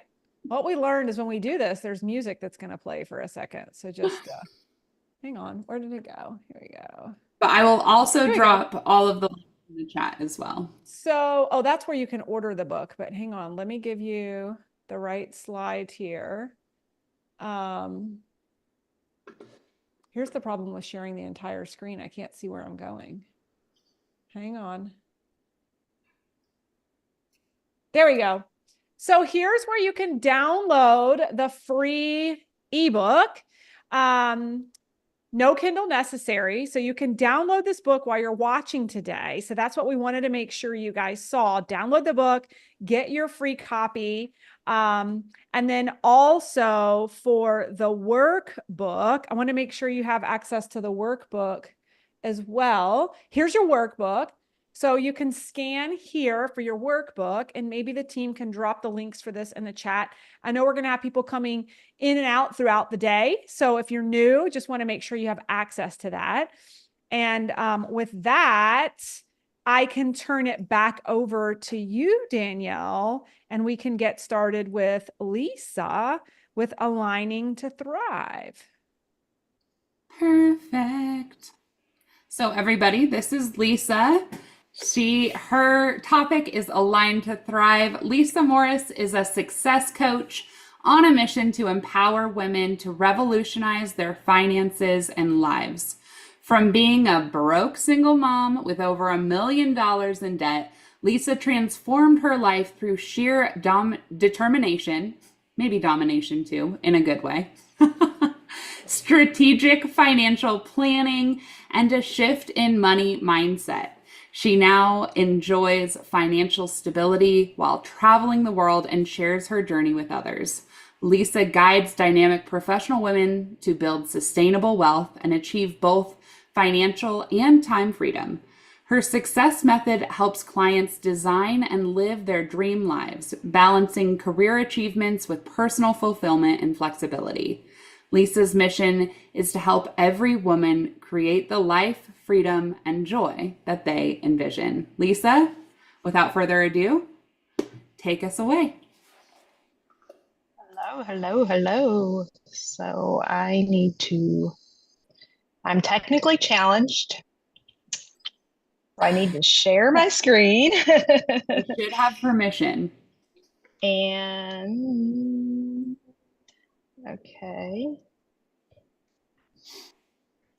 Share. And then I need to do presenter. Okay, can you see that, Danielle? We can. Okay. So, yes, my name's Lisa Morris. I am a success coach. I empower dynamic professional women to design, plan, and live their yes life from conception to all out. Just so you know, I'm sitting in a hallway at a conference and living my all out best life. So ladies, thank you for talking about networking, because that's what I've been doing for 2 days now.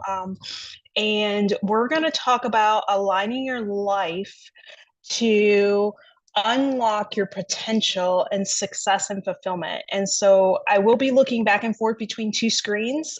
Sorry for that inconvenience.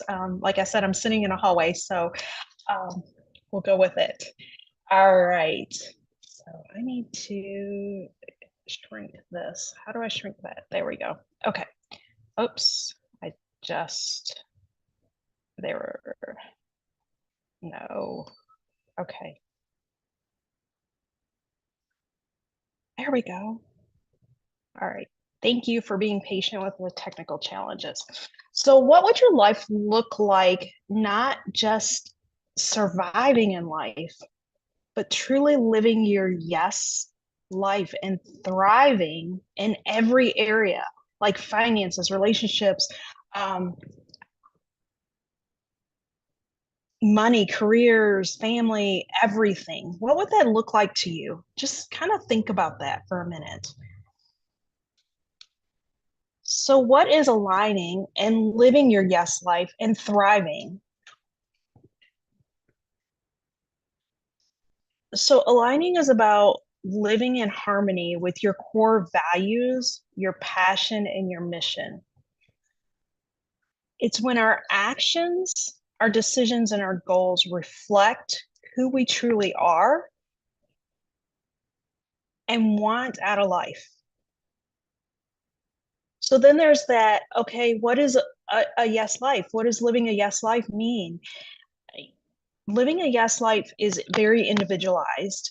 It's really kind of up to you what that looks like, but it's allowing you the option to choose, align, and decide what is a yes and what is a no.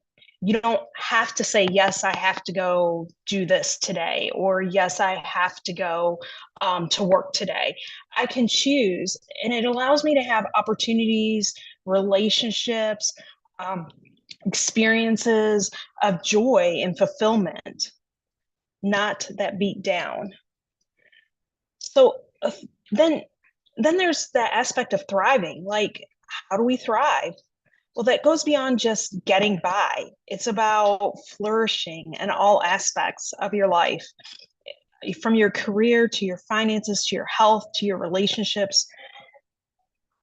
And again, I go back to relationships, and as the ladies were talking about relationships and networking, relationships are so big. It's not just you and your family, but it's like this whole world. There's a whole world of people out there that have a unique story, have a unique need, have a want, and you might be the answer to them thriving in their life.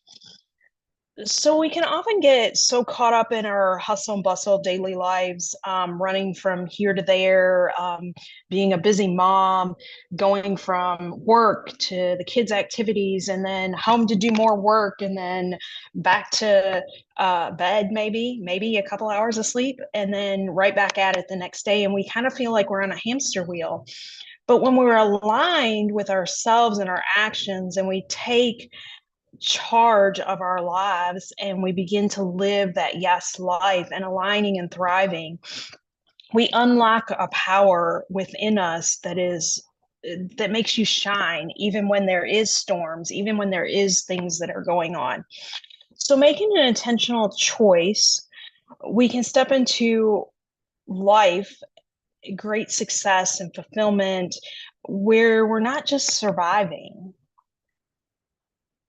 So I tell you all this to go back into my story, and I totally get it. You might be sitting in this space right now. I was a single mom with 2 kids. I was a professional in HR, high level. I also worked many jobs because that high level job was not taking care of all the burdens of my debt. I was in a dead end street. Like, I literally remember sitting in my cubicle and going, is this what life is going to be? And that's when it all changed. Like, the universe answered my prayer that day and brought me amazing things. But at the time I was depressed, I was broke. I have dyslexia. It's a downfall. It's a stepping stone. It's something that'll never go away. I was $1 million in debt, probably over $1 million in debt. I had been laid off and heard the word overqualified 1,000,001 times. Like, it was very depressing and sad. I really had no friends. I really had no network. I was in my own little box, to say. I was open to the success method that ignited my life. I invested $500 and it changed my life. It was a very small coaching, but it led me down a path that gave me all kinds of openings, all kinds of things in my life. It taught me how to take control of my bank account, how to take control of my time, and how to take control of my health. And those are our 3 main areas in life. And those are the concentrations that I concentrate on. So today I sit here and I tell you this, and I travel the world with my forever dive buddy. I have the most amazing relationship with my husband. I have the most amazing relationship with my kids. And it's our unique relationship. Every relationship is not the same. And what my relationship looks like might be different for you. And I tell you that because people look at other people online today and they're like, well, my life's not like that. I have this going on, or I have that going on. Know that it can be whatever you want it to be. Okay. So I've coached over 1,000 people in my lifetime, probably in the millions by now. I've been coaching, one-on-one coaching for since 2010. But prior to that, I've done coaching in my career as an HR person. I live debt free. I have 8 sources of income. and I'm on track. This says 11 months, but I'm on track to retire in 4 months. The end of December, my husband and I will completely retire. I'll be 47, he'll be 46. So just FYI, it can happen. But the key here that I want to tell you is that I build and make relationships everywhere I go, which goes back to the networking side of things and the relationship building and keeping relationships. My success has been because of relationships. It's been because of the relationships that I've made with people. So the problem. So what is the problem? Why are we not aligned? Why do we feel lost or sitting in our box? So the problem is that we were taught to get a good job. Well, actually, let's back up. We were taught, myself, to go to school, college, some type of career field, get a good job, get married, buy a house, have a nice car, have kids, buy everything they want. But then what did that ultimately leave us feeling? And some of you can probably relate to this. Unfulfilled, disconnected, not our true selves. We were tapped into the cycle of just going around and round and living Groundhog Day every day. So I call it sitting in my box. I was sitting actually in a cubicle and didn't know what life had for me. And so when I started to align with myself and what I wanted and where I wanted to go in life, I started like thriving. It was almost like this flower, and I started to bloom, and this amazing person came out. And so I would like for you all, if you're not driving, if you're in a safe place where you can close your eyes, and I want you to think back to your childhood.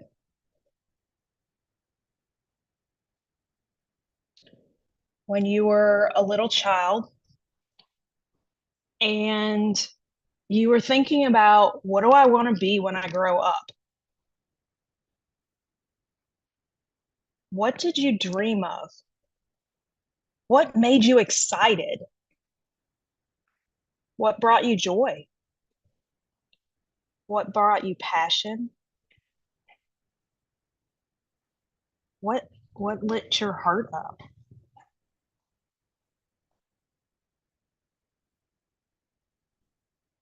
Did you imagine adventures, love? Maybe you had the Disney fairy tale, like, I'm gonna dance around in the streets. Or maybe you thought, like myself, I thought about being a teacher, and I wanted to be a teacher. So just take a minute and think about that. So I'd like you to take a deep breath and just hold that vision in your mind for a minute. And when you're ready, you can open your eyes and come back to where we're at.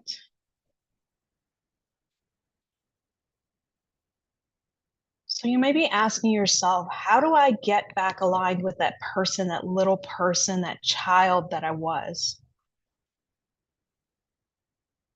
So I've got 5 steps to aligning, to getting yourself back in align and heading back down that direction. So the first step is to reflect on your true desires, which we started doing, but you may want to dive deeper into this. Like, what are my values? I believe everything starts with your values. You have to personally know what your values are, then what your family values are, and then going from there where your corporation, your business, so on and so forth are. And if things don't align with your values, then you might want to exit them out. You need to know what your passions are and what are your dreams. believe it or not, I'm an avid scuba diver. Many of you might know that. You've seen the scuba diving. That was actually my wedding picture of my husband and I. We got married underwater. So if you remember anything about me, I got married underwater. But as a young child, I strived for water and wanted to be in water. And that is the most I shake thinking about being under the water and scuba diving. Like it's my dream, it's my passion, it's my love. And so my husband and I now teach people how to scuba dive, one of our streams of income. So your dreams can come true. Your joy and fulfillment can come with that. So the first step is to reflect on what you truly want. You got to know where you want to go. So the second step is currently evaluating where your life currently is. So we got to know where we want to go, but we got to know where we are right now. So these are just some general questions that you can ask yourself. Where are you spiritually? Are your relationships in your life full of love? Maybe if they're not, maybe they need to leave. Are there areas in your finances or wealth that are stressing you out and concerning you? How can we change that? What steps can we do to modify that?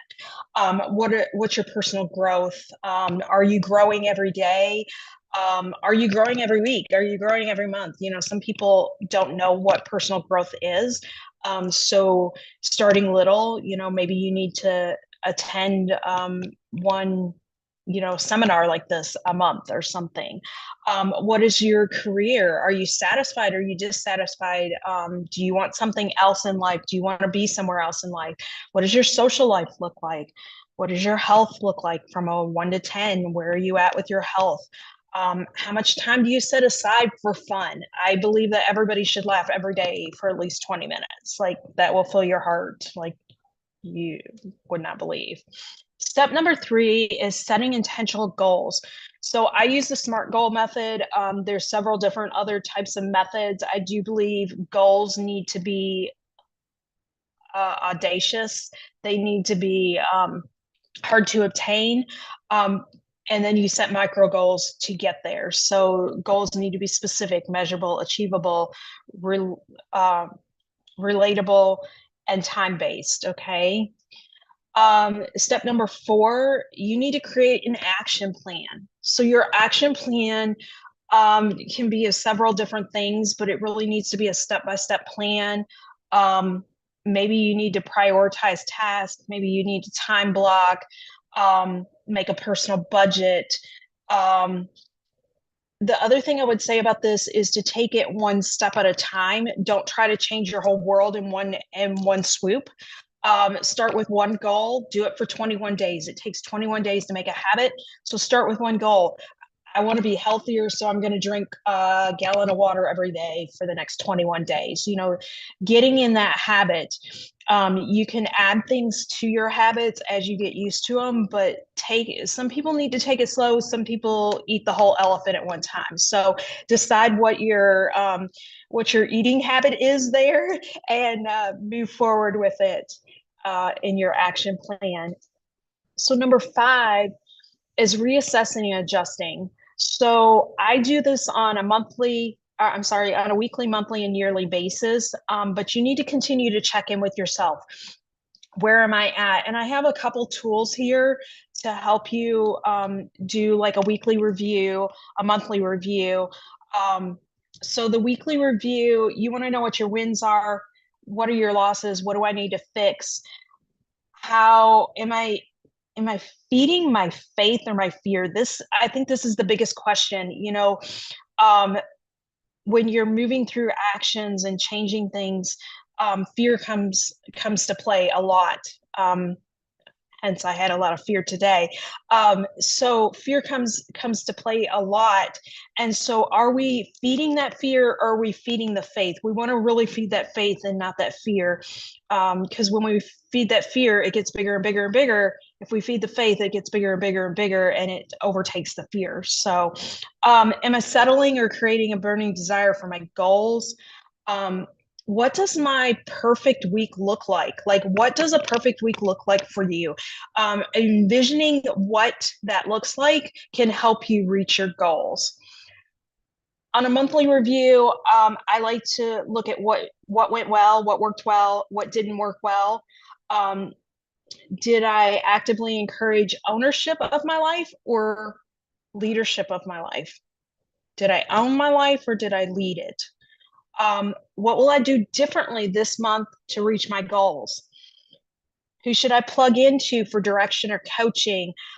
What areas do I need to improve in to get where I want to go, to get to my goals? What are my goals for my next month? So those are some tools that you can use to review and assess.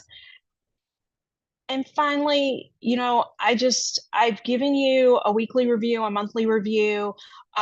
You should have gotten the daily wealth navigator to help you get your finances on track, because finances usually affect a lot of our life. If you got the VIP, you got the budgeting 101 class. And then if you'd like to connect with me and get some further tools, I'd love to. There's a scan code here to be able to connect with you and see where you want to go and see if I can help you or connect you with somebody that can. Yay! Yay, I did it, Danielle. I gotta find where I can stop sharing. Did I stop sharing or am I still sharing? Okay. No, you're all good. I can make it up. There you go. You did so good. Everyone drop some big wins and aha moments that you had for Lisa in the chat. Snaps for Lisa. If I'm on here, I saw some of you snapping. Thank you for reminding me of my own thing. No, ADHD is fun. So good. So inspiring. As Lisa said, you all will be getting the freebies. All of these authors and incredible entrepreneurs have created freebies for everyone who is officially registered. If you have not officially registered, go to burnout2allout.co/summit. Make sure you are registered. If you are, all of the freebies will be sent to your inbox immediately following the summit. And then if you want their even more comprehensive resources that they've created for you, there's mini courses, there's master classes, there's all kinds of stuff, guides, then you can join the VIP vault. We will share a link to that in the chat in just a minute. But Lisa, thank you again so much. And then everyone, don't forget to download the free All Out Impact ebook. It's only available for free through Amazon through tonight at 11:59 Eastern Standard Time. We will be dropping the link in the chat again. And yeah, thank you, Melissa, for pulling up the slide deck. This is the book. So go download the book, the free ebook today on Amazon. I'm working blindly here. Sorry. Here we go. This was the bundle. This is the bundle that Danielle was talking about. Oh, yes. Yeah. Mm-hmm. So this is actually something a little bit different, but we are going to be sharing this all through the lunch break as well. So if you're like, what the heck? There's so many things. It's okay. You're going to have a moment to process it once we get to the lunch break and just read through it all. But we do have an incredible bundle deal only for today. You get 30 tangible paperback books sent straight to your house and one free ticket to Burnout to All Out Live in Austin, Texas, October 3rd through the 5th, I believe. Yep. That first Friday, Saturday of October. We are all going to be there. We're going to be doing a book signing. You can bring your books. We will sign all of them for you. And for today only, it's $4.97, which is less than if you were to just go buy 30 books. So essentially, you get the whole Austin experience, Burnout to All Out Live experience for free, and you get a discount off of 30 books. So it's a no-brainer. Anyways, the thing I was going to say about this, Danielle, the thing I love, how many of you guys host your own events or like ship gifts to clients?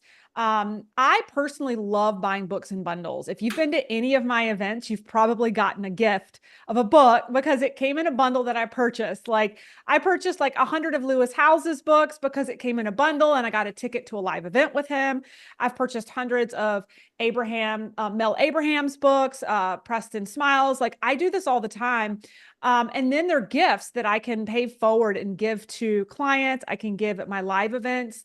And usually there's a sweetened deal where like, again, with Lewis Howes, I got a ticket to one of his live events. So I just think it's a great, like, who doesn't love a good inspirational book, right? So we thought we would. So cool Yeah, go ahead. about this book? Sorry, I just have to say this. This is not your like typical collaborative book where it's just a bunch of words and pictures and all of that. Like we have jam-packed this thing full of resources at the back. There are 10 note-taking pages or more for you to actually create your own actionable index in the book. So it's really like a guided impact journal. So it serves as something that can be, you can reflect upon, you can go back to it time and time again. Not to make a comparison, but it's kind of like the Bible. Like every time you read it, you're going to learn something new. And so there is notes built into the book, as well as all of the links to all of their individual podcast episodes. Melissa has generously given some free business resources at the back of the book. We challenge you to write your own impact statement and then put it, once you've gone through the book, we challenge you to put your impact statement right at the beginning.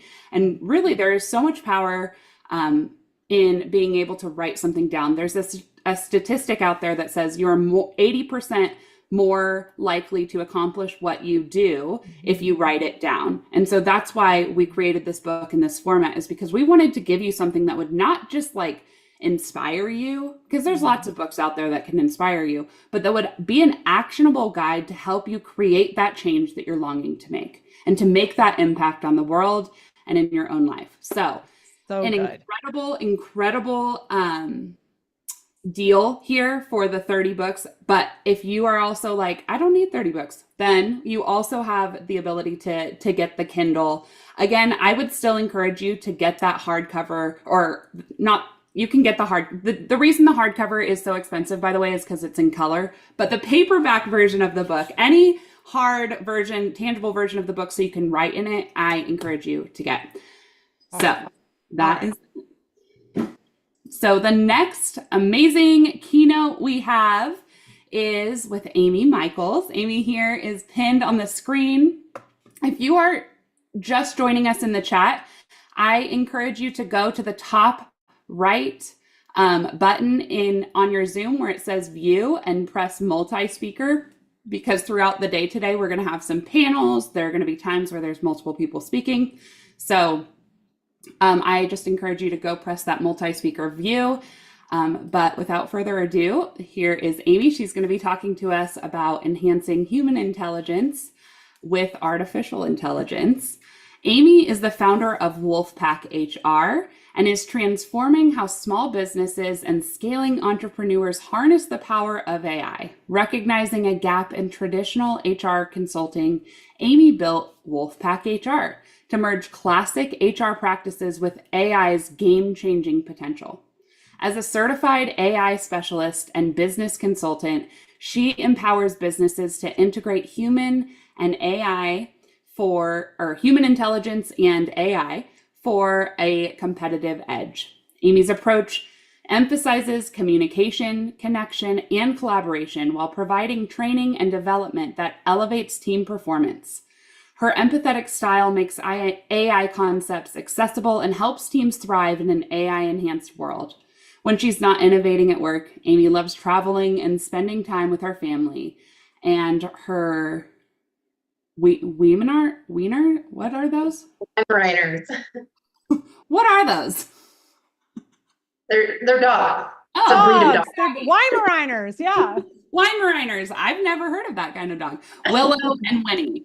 Without further ado, Amy, you take it from here. Thank you for being here. All right, thank you so much. So I'm going to attempt to share my screen as well. And of course, as Melissa pointed out, Zoom changed everything. Yeah, it's really frustrating to try to learn on the fly when you've got 100 people watching you, isn't it? Yes. Okay. Can you see my screen? I have two screens here. So, Yes, we can. okay. And so it's the slide deck that you can see. We can see, nope, now we can see your notes. So minimize that screen. This toolbar is in the way. Okay. And then press the X on there. Okay, there you go. Okay. Do you need to Fantastic. see your notes, or are you good? No, I'm good. Okay, then you're all. All right, fantastic. Well, thanks everybody. And you're probably getting sick of us HR folks because there's quite a few of us in Melissa's group apparently. I want to truly thank you for choosing to be here. And in the words of Desmond Tutu, my humanity is bound up in yours, for we can only be human together. And so I hope that you get the most out of our shared experience here today. I'm going to try to multitask the best I can. But before we dive in, I would like to get an idea of where everybody is at. So drop a 1 in the chat if you've never used AI.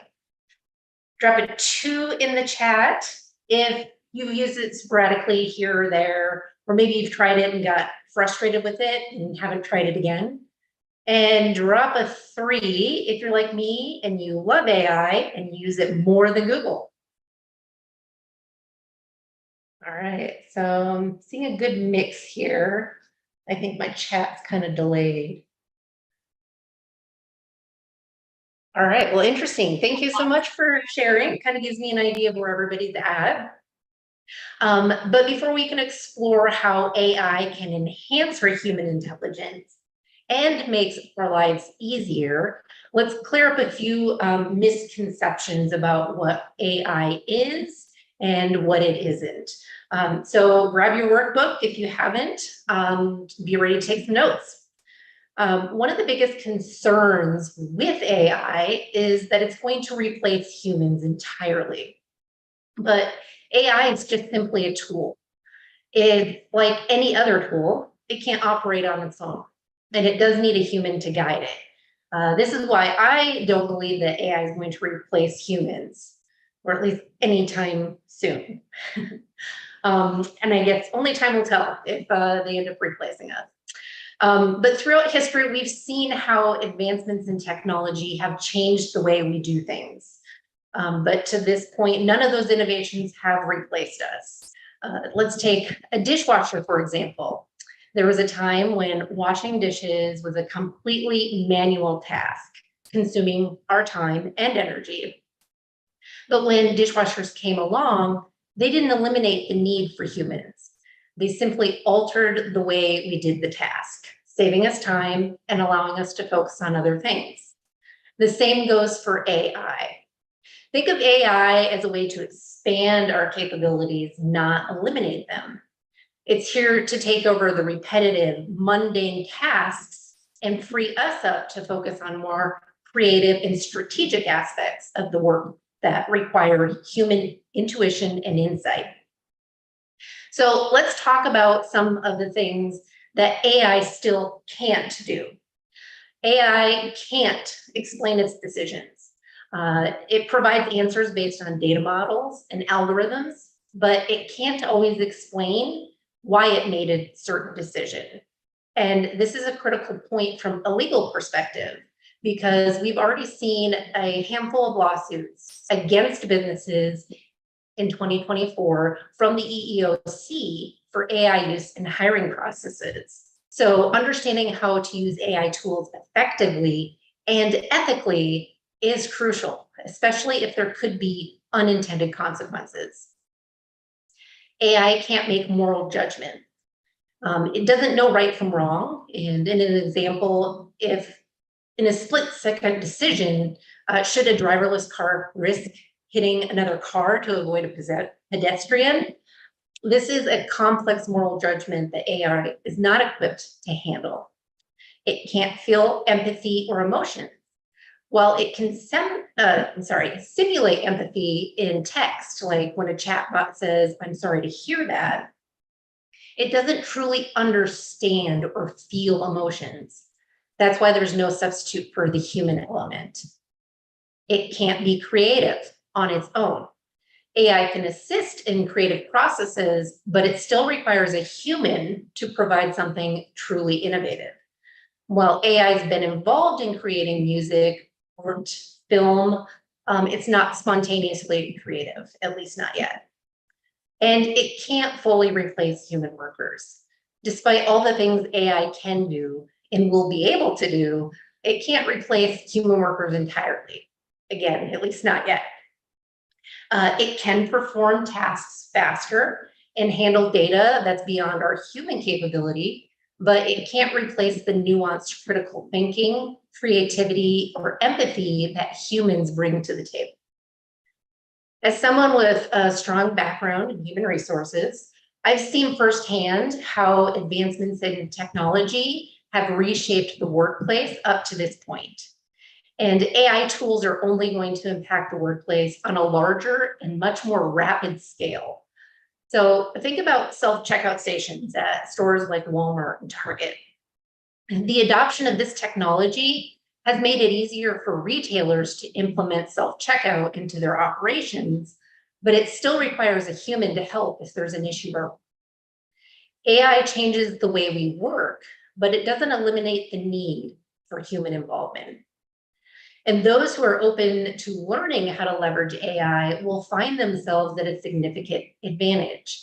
In fact, AI is expected to create more jobs than it displaces, particularly in areas where human intelligence and artificial intelligence can work together. So the key to staying relevant at this point in an evolving landscape is to embrace AI and not resist it. And I get it because I've been in your shoes before, as a corporate professional facing layoffs and hitting a wall in career progression, and as an online entrepreneur struggling to break through all the social media noise to attract ideal clients. I've also seen firsthand how many small businesses are often shorthanded and bleeding money due to high overhead. Tapping into AI tools can be life-changing for all of these cases. So who remembers this little guy?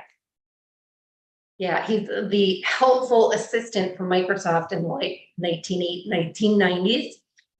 His name is Clippy. I myself thought he was annoying and always closed it when it popped up. But it was simply because I didn't know how to use it. And I'm sure that you've all heard the saying, we fear what we don't know. And after working with many different personality types, I'd like to also add, we avoid what we don't know or what we don't want to know. Clippy was essentially an AI tool, and had I known then what I know now, I probably would have taken it up on its offer when it popped up and asked if I needed help. Fast forward to today, and AI has come a long way.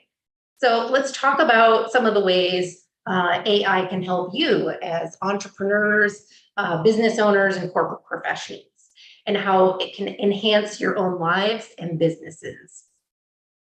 For solopreneurs, AI can be like having an entire team at your fingertips. Imagine using AI to automate your customer service with chatbots, manage your calendar, or even help you with content creation. Tools like ChatGPT can draft emails, write blog posts, and brainstorm new ideas, which frees up your time to focus on what you do best. In my workshops, I show people just what is possible with AI. Imagine writing a book, building an entire webinar or landing page, creating an entire year of content, all in as little as a day or even a few hours. That's the power of AI when you harness it. And for corporate professionals, AI can significantly boost your productivity. In fact, just the other day, Melissa was telling me that her husband had no interest in AI until there was one person in his organization that they saw was outperforming the rest of the team combined. And when they asked him what he was doing, he shared that he was just utilizing AI to make more efficient use of his time. And that's the kind of impact that AI can have. For businesses, AI can be a game changer in enhancing efficiency and increasing profits, whether it's through AI-powered analytics to drive decision-making, AI-driven time management tools for your teams, or AI use in project management to reduce costs and improve turnaround times. The possibilities are vast and possibly endless. So I recommend you start with one tool and build from there, because I can tell you that if you aren't already using AI, somebody else in your industry is. So now I'm going to ask for Danielle's help. Who's up for a little challenge? I'm here. All right, fantastic. During the upcoming lunch break, I invite you to give this experiment a try. Many of you might need to go create a free account on ChatGPT to do this. And those of you who are more advanced users may have another tool that you prefer to use, like Claude, but that's fine. I simply want to demonstrate the importance of perfecting your prompt engineering.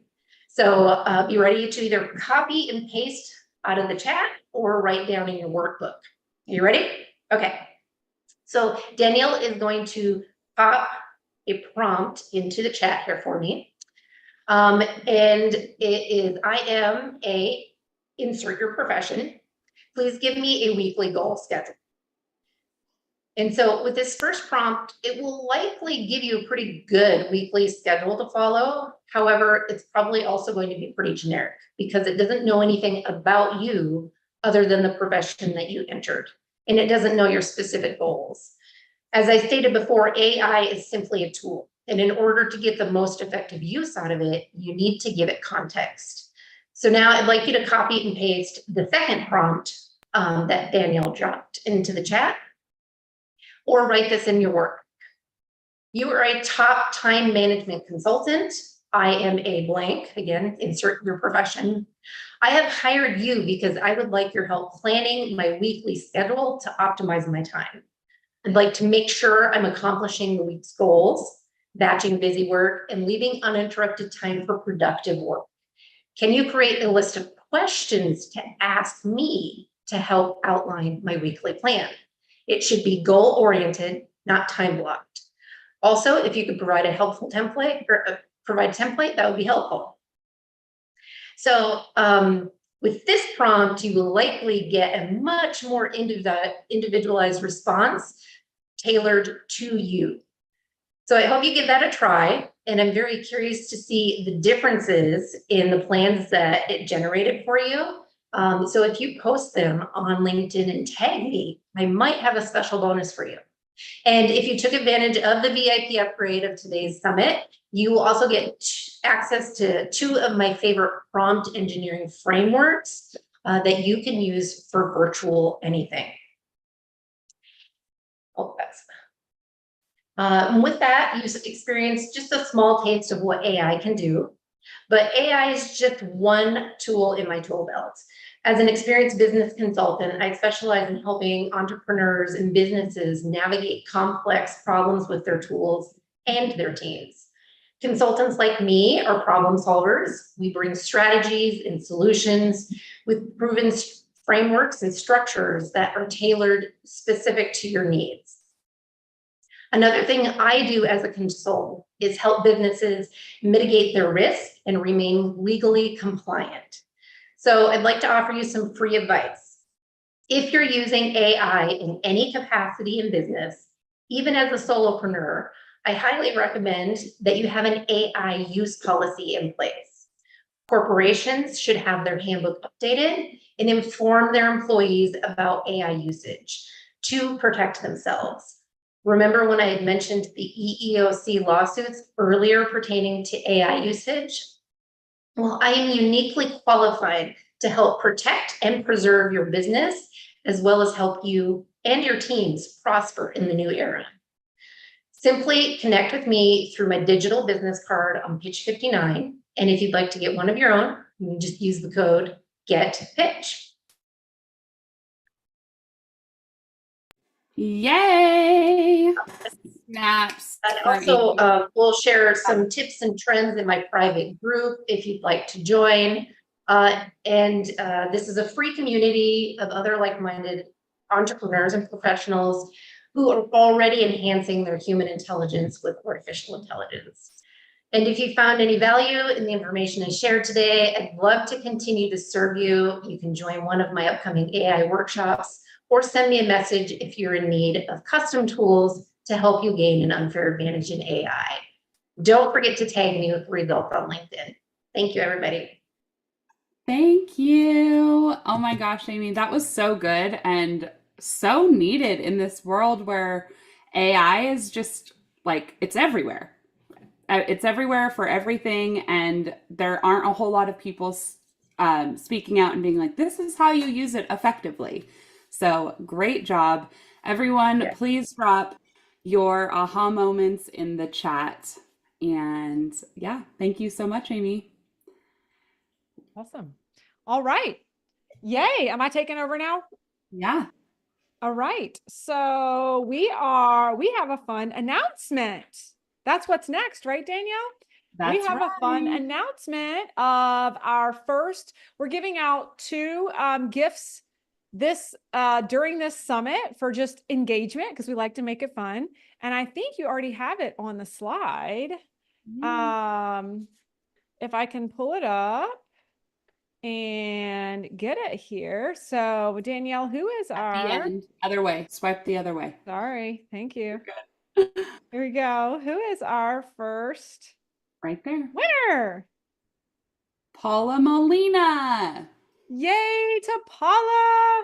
So our team is going to be reaching out to you, Paula. Thank you for your engagement and support with our speakers today who have just poured their hearts and souls not only into their chapters in this best-selling book, but into these values-based presentations for you guys today. We are gifting you a general admission ticket to our live Burnout to All Out live event in October, where you'll get to meet all the authors and get a copy of this book. And get some of the most incredible networking. We've talked about networking and relationships already today, the value of the relationships that you'll create at this live event. We hope that you can make it. Paula, our team will be reaching out to you.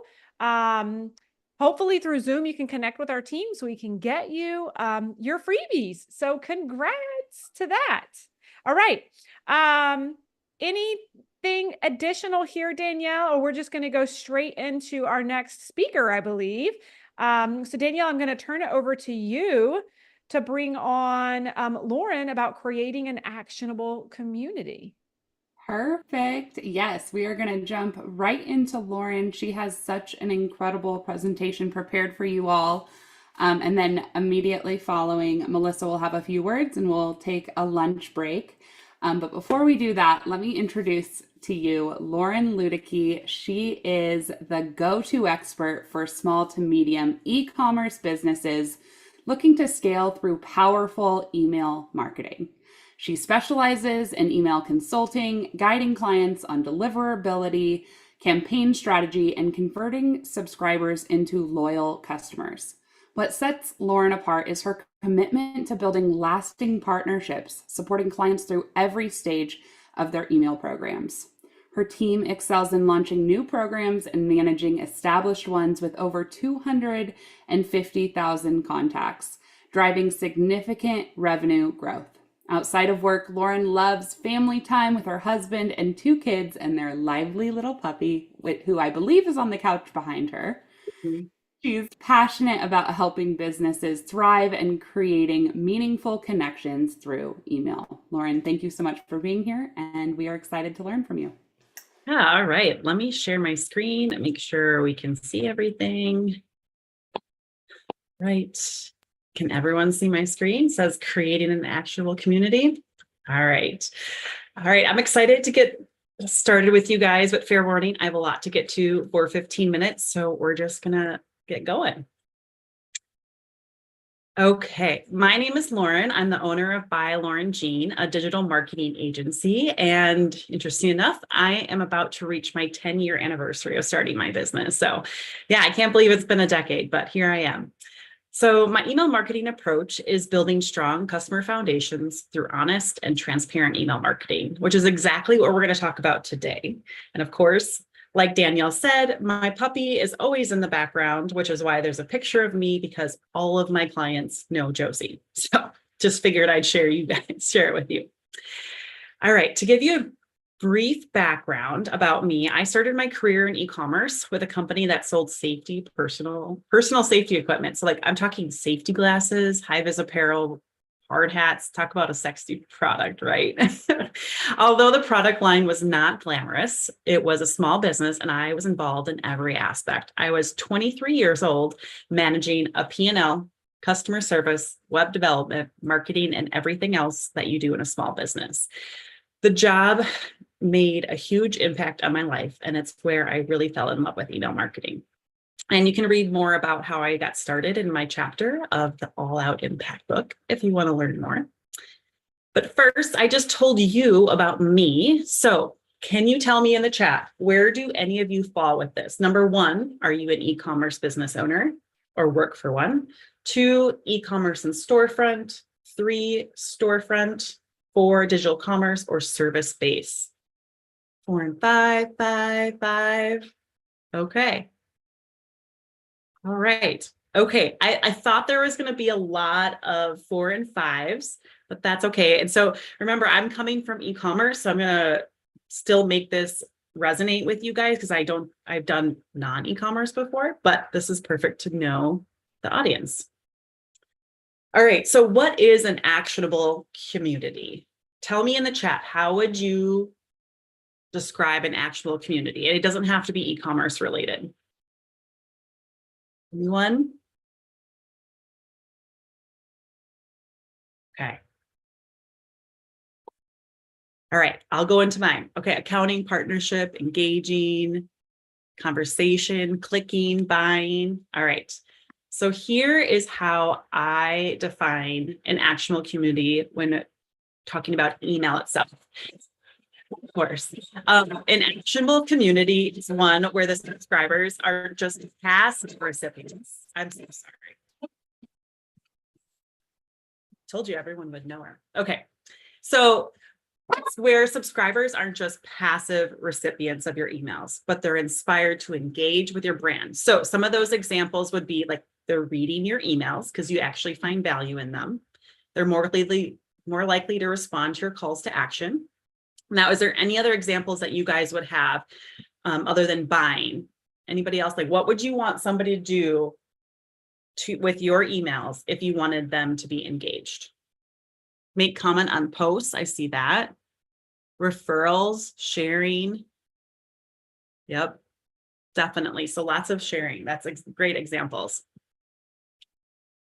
So now I'm going to actually tell you how we built an actionable community with a client.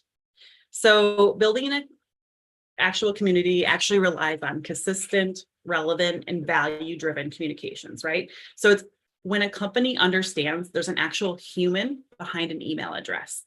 Now, what I'm going to discuss here is not earth-shattering, brand new concepts, but instead it's designed to make you think differently about building your email strategy and communicating in your digital channels. Meet my client, Arrow Sewing. They gave me permission to talk about them, so I would never share it otherwise. They are the leader and the best-selling sewing furniture in the United States. They're known for their sewing cabinets, their sewing chairs, storage furniture. And when it comes to building an email strategy, there's a lot of things that are considered to set the stage. So let me highlight a few things about their products. Arrow cabinets range from $900 to $4,000. And if you build a modular system, it can require an even more investment. The cabinets must fit in the user's craft room. So think about the small office that I have here. People have rooms like this. Other people are sewing or quilting in a playroom, and they have to hide all their stuff when the kids come back into the playroom.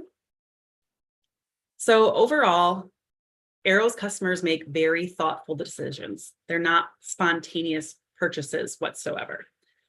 So knowing that high level of information, how do you think emails like this did? Every single email that they sent were like this. I know it might be a little bit difficult to read, but at the same time, there's always a little piece of content and then things about the sale. Too salesy, bleh. Looks like a flyer. Yep. Would you feel like part of a community with these? No. And I would also note that they're really sporadic. It was like whenever they could get to them. So this is what I was noticing, a generic message. One of my things that drove me the craziest was up here. We're talking, it says, help mom build her dream sewing studio during May with Arrow Sewing's Mother's Day sale. Knowing their market, they are the moms. They're not giving gifts to other moms. And I know my mom loves me, but she'd be really mad at me if I spent $2,500 on a product for her for Mother's Day. So I don't think they were getting their audience right. So this is what we were working with. So we took over their program in 2023, but I wanted to give you results of what 2022 looked like with all of those emails. They actually had decent results considering. They had a 32% open rate, an average click rate of 1.6, and a click-through rate of 5.2. So actually not too bad. I'm not sure if you guys know what click-through rate is, but it's the number of people who opened and clicked. So forget about the subject line. Once people open it, what results are you getting from there? So I think this is the most valuable KPI that you can focus on. And I don't think people focus on it enough, but this is definitely where my eyes go whenever I'm evaluating an email program. So let's pretend you were a crafter, sewer, quilter, any of those. Other than a discount, what would you want to see from Arrow's emails? I'd like to see case studies, how to fix, yeah, perfect. I love that. How to fit back in my crafting closet and corner. How it benefits you, user videos, layouts, tips for not breaking the needle. Awesome. All really, really good, which I'm actually probably going to take back with me too. Detailed instructions. Perfect. So when we look at an overall email program, right, there's a lot of challenges. So here's the challenges that we had. We had a rapid takeover in the middle of 2023 because their marketing manager up and quit with no 2 weeks notice. So I got the call, hey, Lauren, can you help us out? There was no budget to create loyalty programs, engaging videos. Like we had to work with whatever they had at our fingertips. And then also, lovely, we had to move to a brand new platform right before crazy holiday season in October. So it's not ideal. We had pretty much no information on customers. So we had to work with that. So what was the strategy that we did? One of the first things that we did, which I pretty much do this with most of my clients, is an email list cleanse. So before you move from one email service provider to the next, I always recommend an email list cleanse. And there are tons of benefits and there's a strategy to it, but I'm not going to go into too many details because if you signed up for the summit, you have access to my free list cleanse guide. It's like 8 pages long of step-by-step of what I did with clients. So it's definitely free. So I'll send a QR code at the end of this presentation if you haven't seen it yet. Another one is we built SOPs right away since the email program was always second thought. And the emails, as you saw, were nothing other than promotional. So we wanted to start with a welcome series. They didn't even have a welcome series. And they wanted to get 15% off site-wide. So here is what we started with. So this is the list cleanse. They get 2 calls to actions. You either can stay or you can go. No matter what, it's thank you for letting us be in your inbox. They're kind of talking about how they really value the people that have been a part of their community. Who did we send this to? We sent this to people who had not purchased within 2 years. They hadn't opened any emails prior to holiday 2022, which is with their best pricing. So if they were not interested in their pricing, that was the best of the year and didn't even open the emails, they're out. So after the campaign, I removed 4,000 contacts from their email account. Most of my clients would freak out when I tell them, I want to get rid of 4,000 contacts on your list.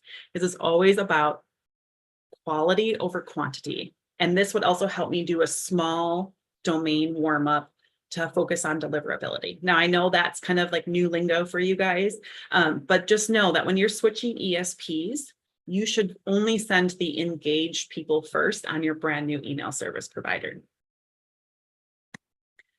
All right, so this was the welcome series. The first email was a quick 15% off coupon, so I didn't really need to show you that. But what we did here is we wanted people to craft their own experience and tell us a little bit more about them, right? I asked you about you at the beginning of this presentation so I could understand how to make these things resonate with you. And if you see, what we do is we say, tell us what crafts you're interested in. So we can have sewing, quilting, paper crafting, garment sewing, all those. So I can gather that information right from the beginning to know exactly who you are. If you sign up for my email list, the first thing I'm going to ask you is, are you a solopreneur? Do you have a team? All these things. I need to target my emails to you. And with doing this, I get to create a community. I'm understanding who they are, and I can also make sure that I'm talking to them with those words and understanding that they need. And it did really good. 70% open rate so far, 14.6% click rate, click-through rate of 20.8%, and even a conversion rate, even though we were not selling in the email. So we finished 2023, we got through the holiday season, but we had to build out a well-thought strategy for 2024. So this is what we did. We leveraged the Arrow creators. So those were people that were influencers or affiliates that they have already built out. We wanted to focus less on promotions and more on about inspiring sewers and exploring new projects. And the client had decided that we don't want to give a coupon code anymore. Let's do something different. So we did a free pattern. It's all about building a welcoming brand from the start. So here's our first email. I know you can't read every detail, but I have put some highlights in here. So with the inspiration right away, we told them, we're going to send you inspiring stories from fellow crafters. And then at the bottom, we also talked about community. We're passionate about creating the best sewing furniture and fostering a vibrant, creative community. So right away, we want people to respond to us, understanding that we're here to build a community for you. And one of their big messages is it's not about having the perfect craft. It's about exploring and having the joy of sewing and quilting.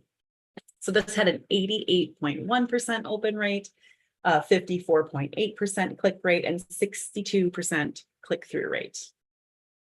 So this was the third email in this series. What I didn't show you the second because it was very similar to like show us your craft and tell us what you do with your craft. So I was just showing something new here. So this one, we actually set a live poll in an email. Now, this does not have to just be e-commerce. This can be anybody. Pull your audience in some way to make it engaging to see who else, what are other people responding with, right? So I asked them a live poll of, tell us what you thought about the pattern.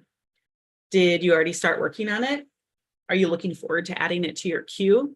And then it's not my style, but it was a good inspiration. And you can see down here, every time someone opens the email, it's a live update of who clicked on what. So I can see not only engagement, but I'm gathering customer information.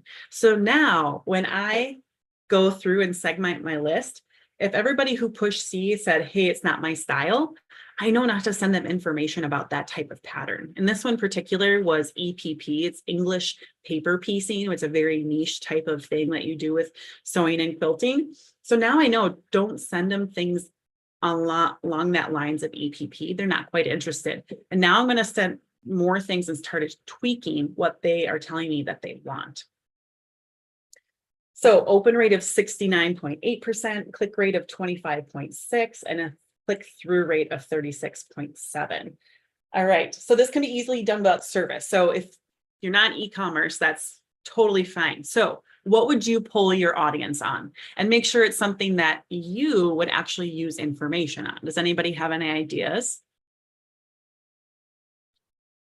I'm sure they're twisting around in there. Another thing that we did for a client was we did a diamond poll, a diamond ring poll. We said, are you a round shape, a pear shape? And we created an entire program out of it. So now I have information on all of the users, if they like round cut diamonds, pear cut diamonds. So you better believe that I'm taking that information. And when I'm sending them an email with jewelry, I'm giving them images of just round cut diamonds. What topics they'd like to learn in my conference, What stage of separation and divorce are you at presently? Yes. Oh my goodness. Yes. My sister is an oncology dietitian. And so she understands who's in treatment, who's not in treatment, who's in survivorship. And she segments her lists very specifically. She does not speak to them the same. What destinations are on your bucket list? I love that. Perfect. Yes. You all have really good ideas. Just remember to use the information that they give you. Just don't let it sit there. So here is the fourth in the welcome series. All right. So we're building the community from the start. And the fourth was, hey, let's just show them inspirations. It's not images of the product in a white background. It's people actually saying, hey, this is what my studio looks like. Isn't it inspiring? And then we're even leveraging the creators at the bottom. And we know that those creators that are in our program, that they're talking about the Aero product, they love it and they're going to speak to it. So we're going to give them love too and get people to their accounts. All right. So even a click-through rate of 20%. I love that. See, this is the fourth email. People are still involved.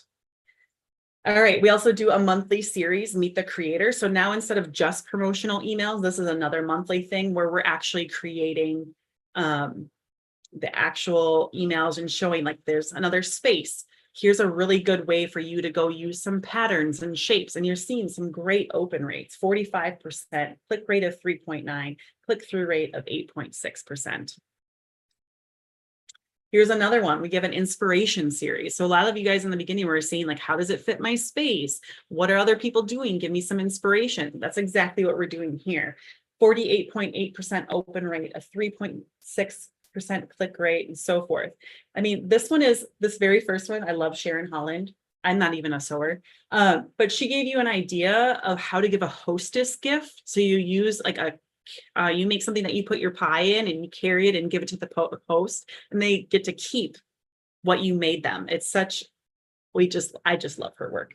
Talking about registration of a creator, giving free classes, all the things. And then now this is what their monthly promotions look like. Still a little crowded in my opinion, but we're working with what we have.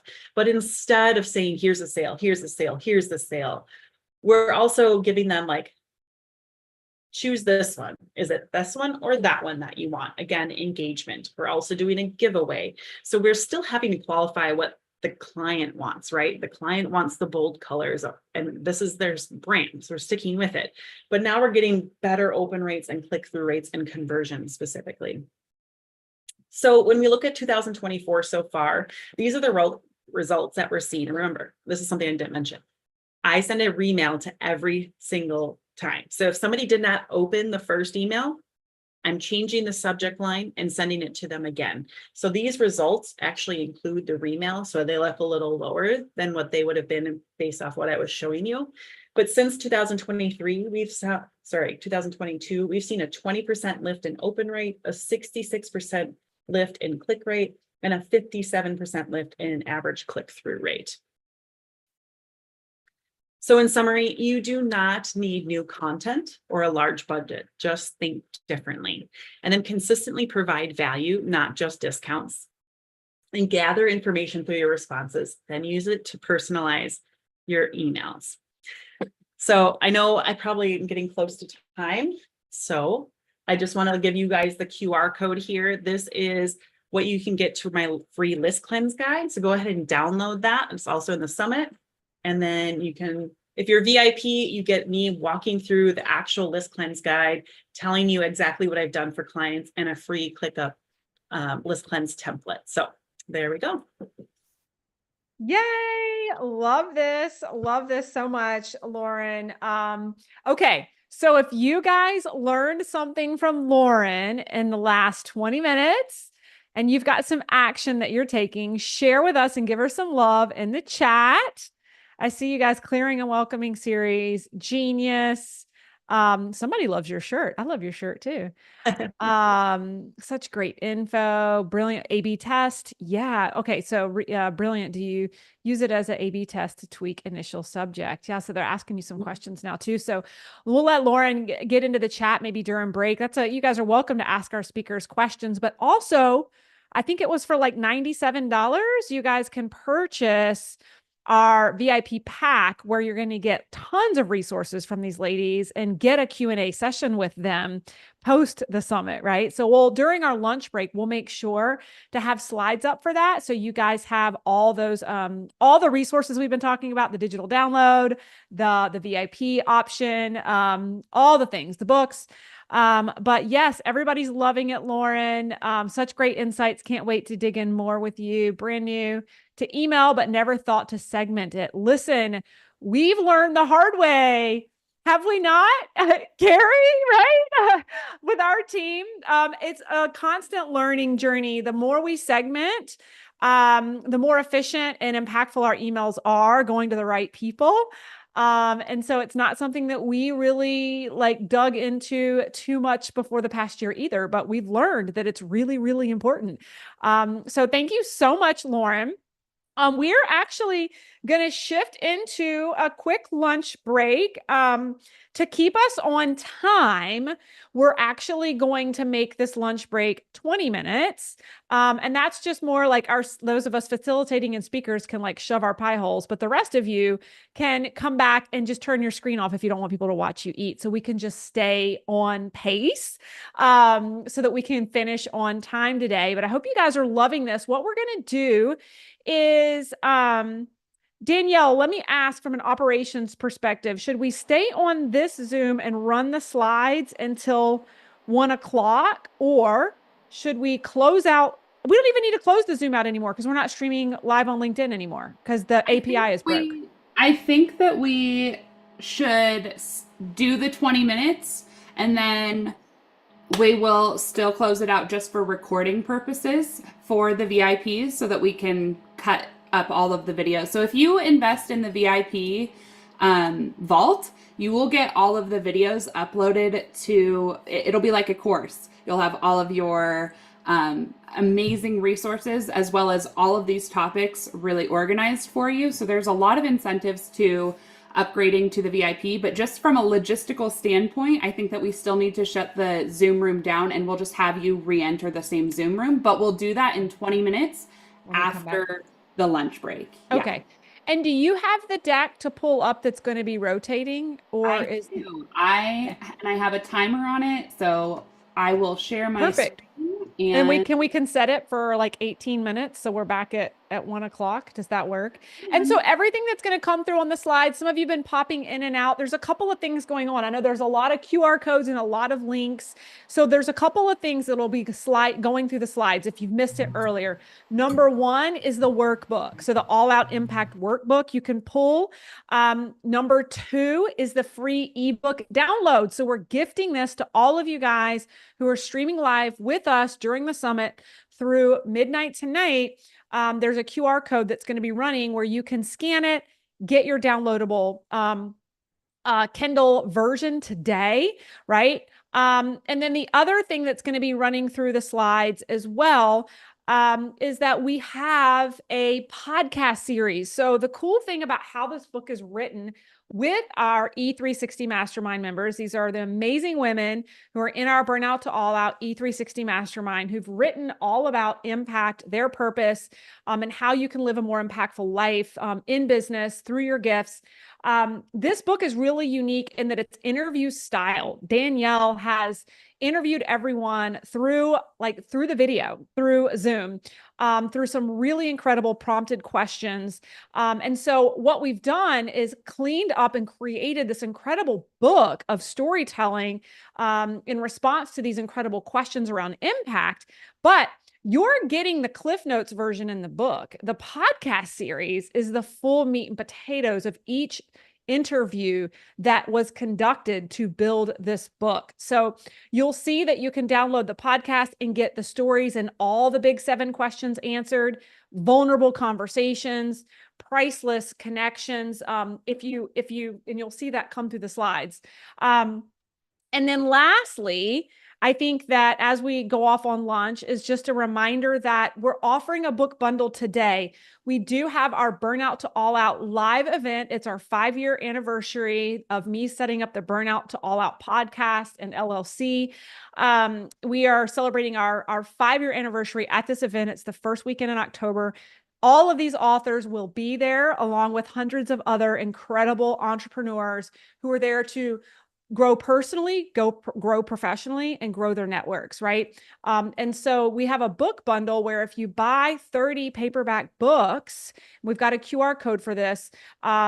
We're also throwing in a free ticket to this live event where you get to meet the authors and experience this incredible live event that we do every year. And that's for $4.97. I know I gift books all the time. So if you're a book gifter, this is a great investment because for $4.97, you're getting like, I don't know, over $1,000 worth of value between the book and the ticket to the live event, right? And you'll get to meet the Burnout to All Out team. Your life will be changed. The wind will be put in your sails for the back quarter of the year. So with that, I'm going to give myself 15 minutes to eat. We will be back at 1:00 for the second half of the summit. And know that when we come back, we'll drop this and pick up a new recording. I think is it a different Zoom line or the same Zoom line? That's the question I have. We'll come back. Sorry, go ahead, Danielle. Same Zoom line. Same Zoom line. Okay. So we'll see you guys in 15.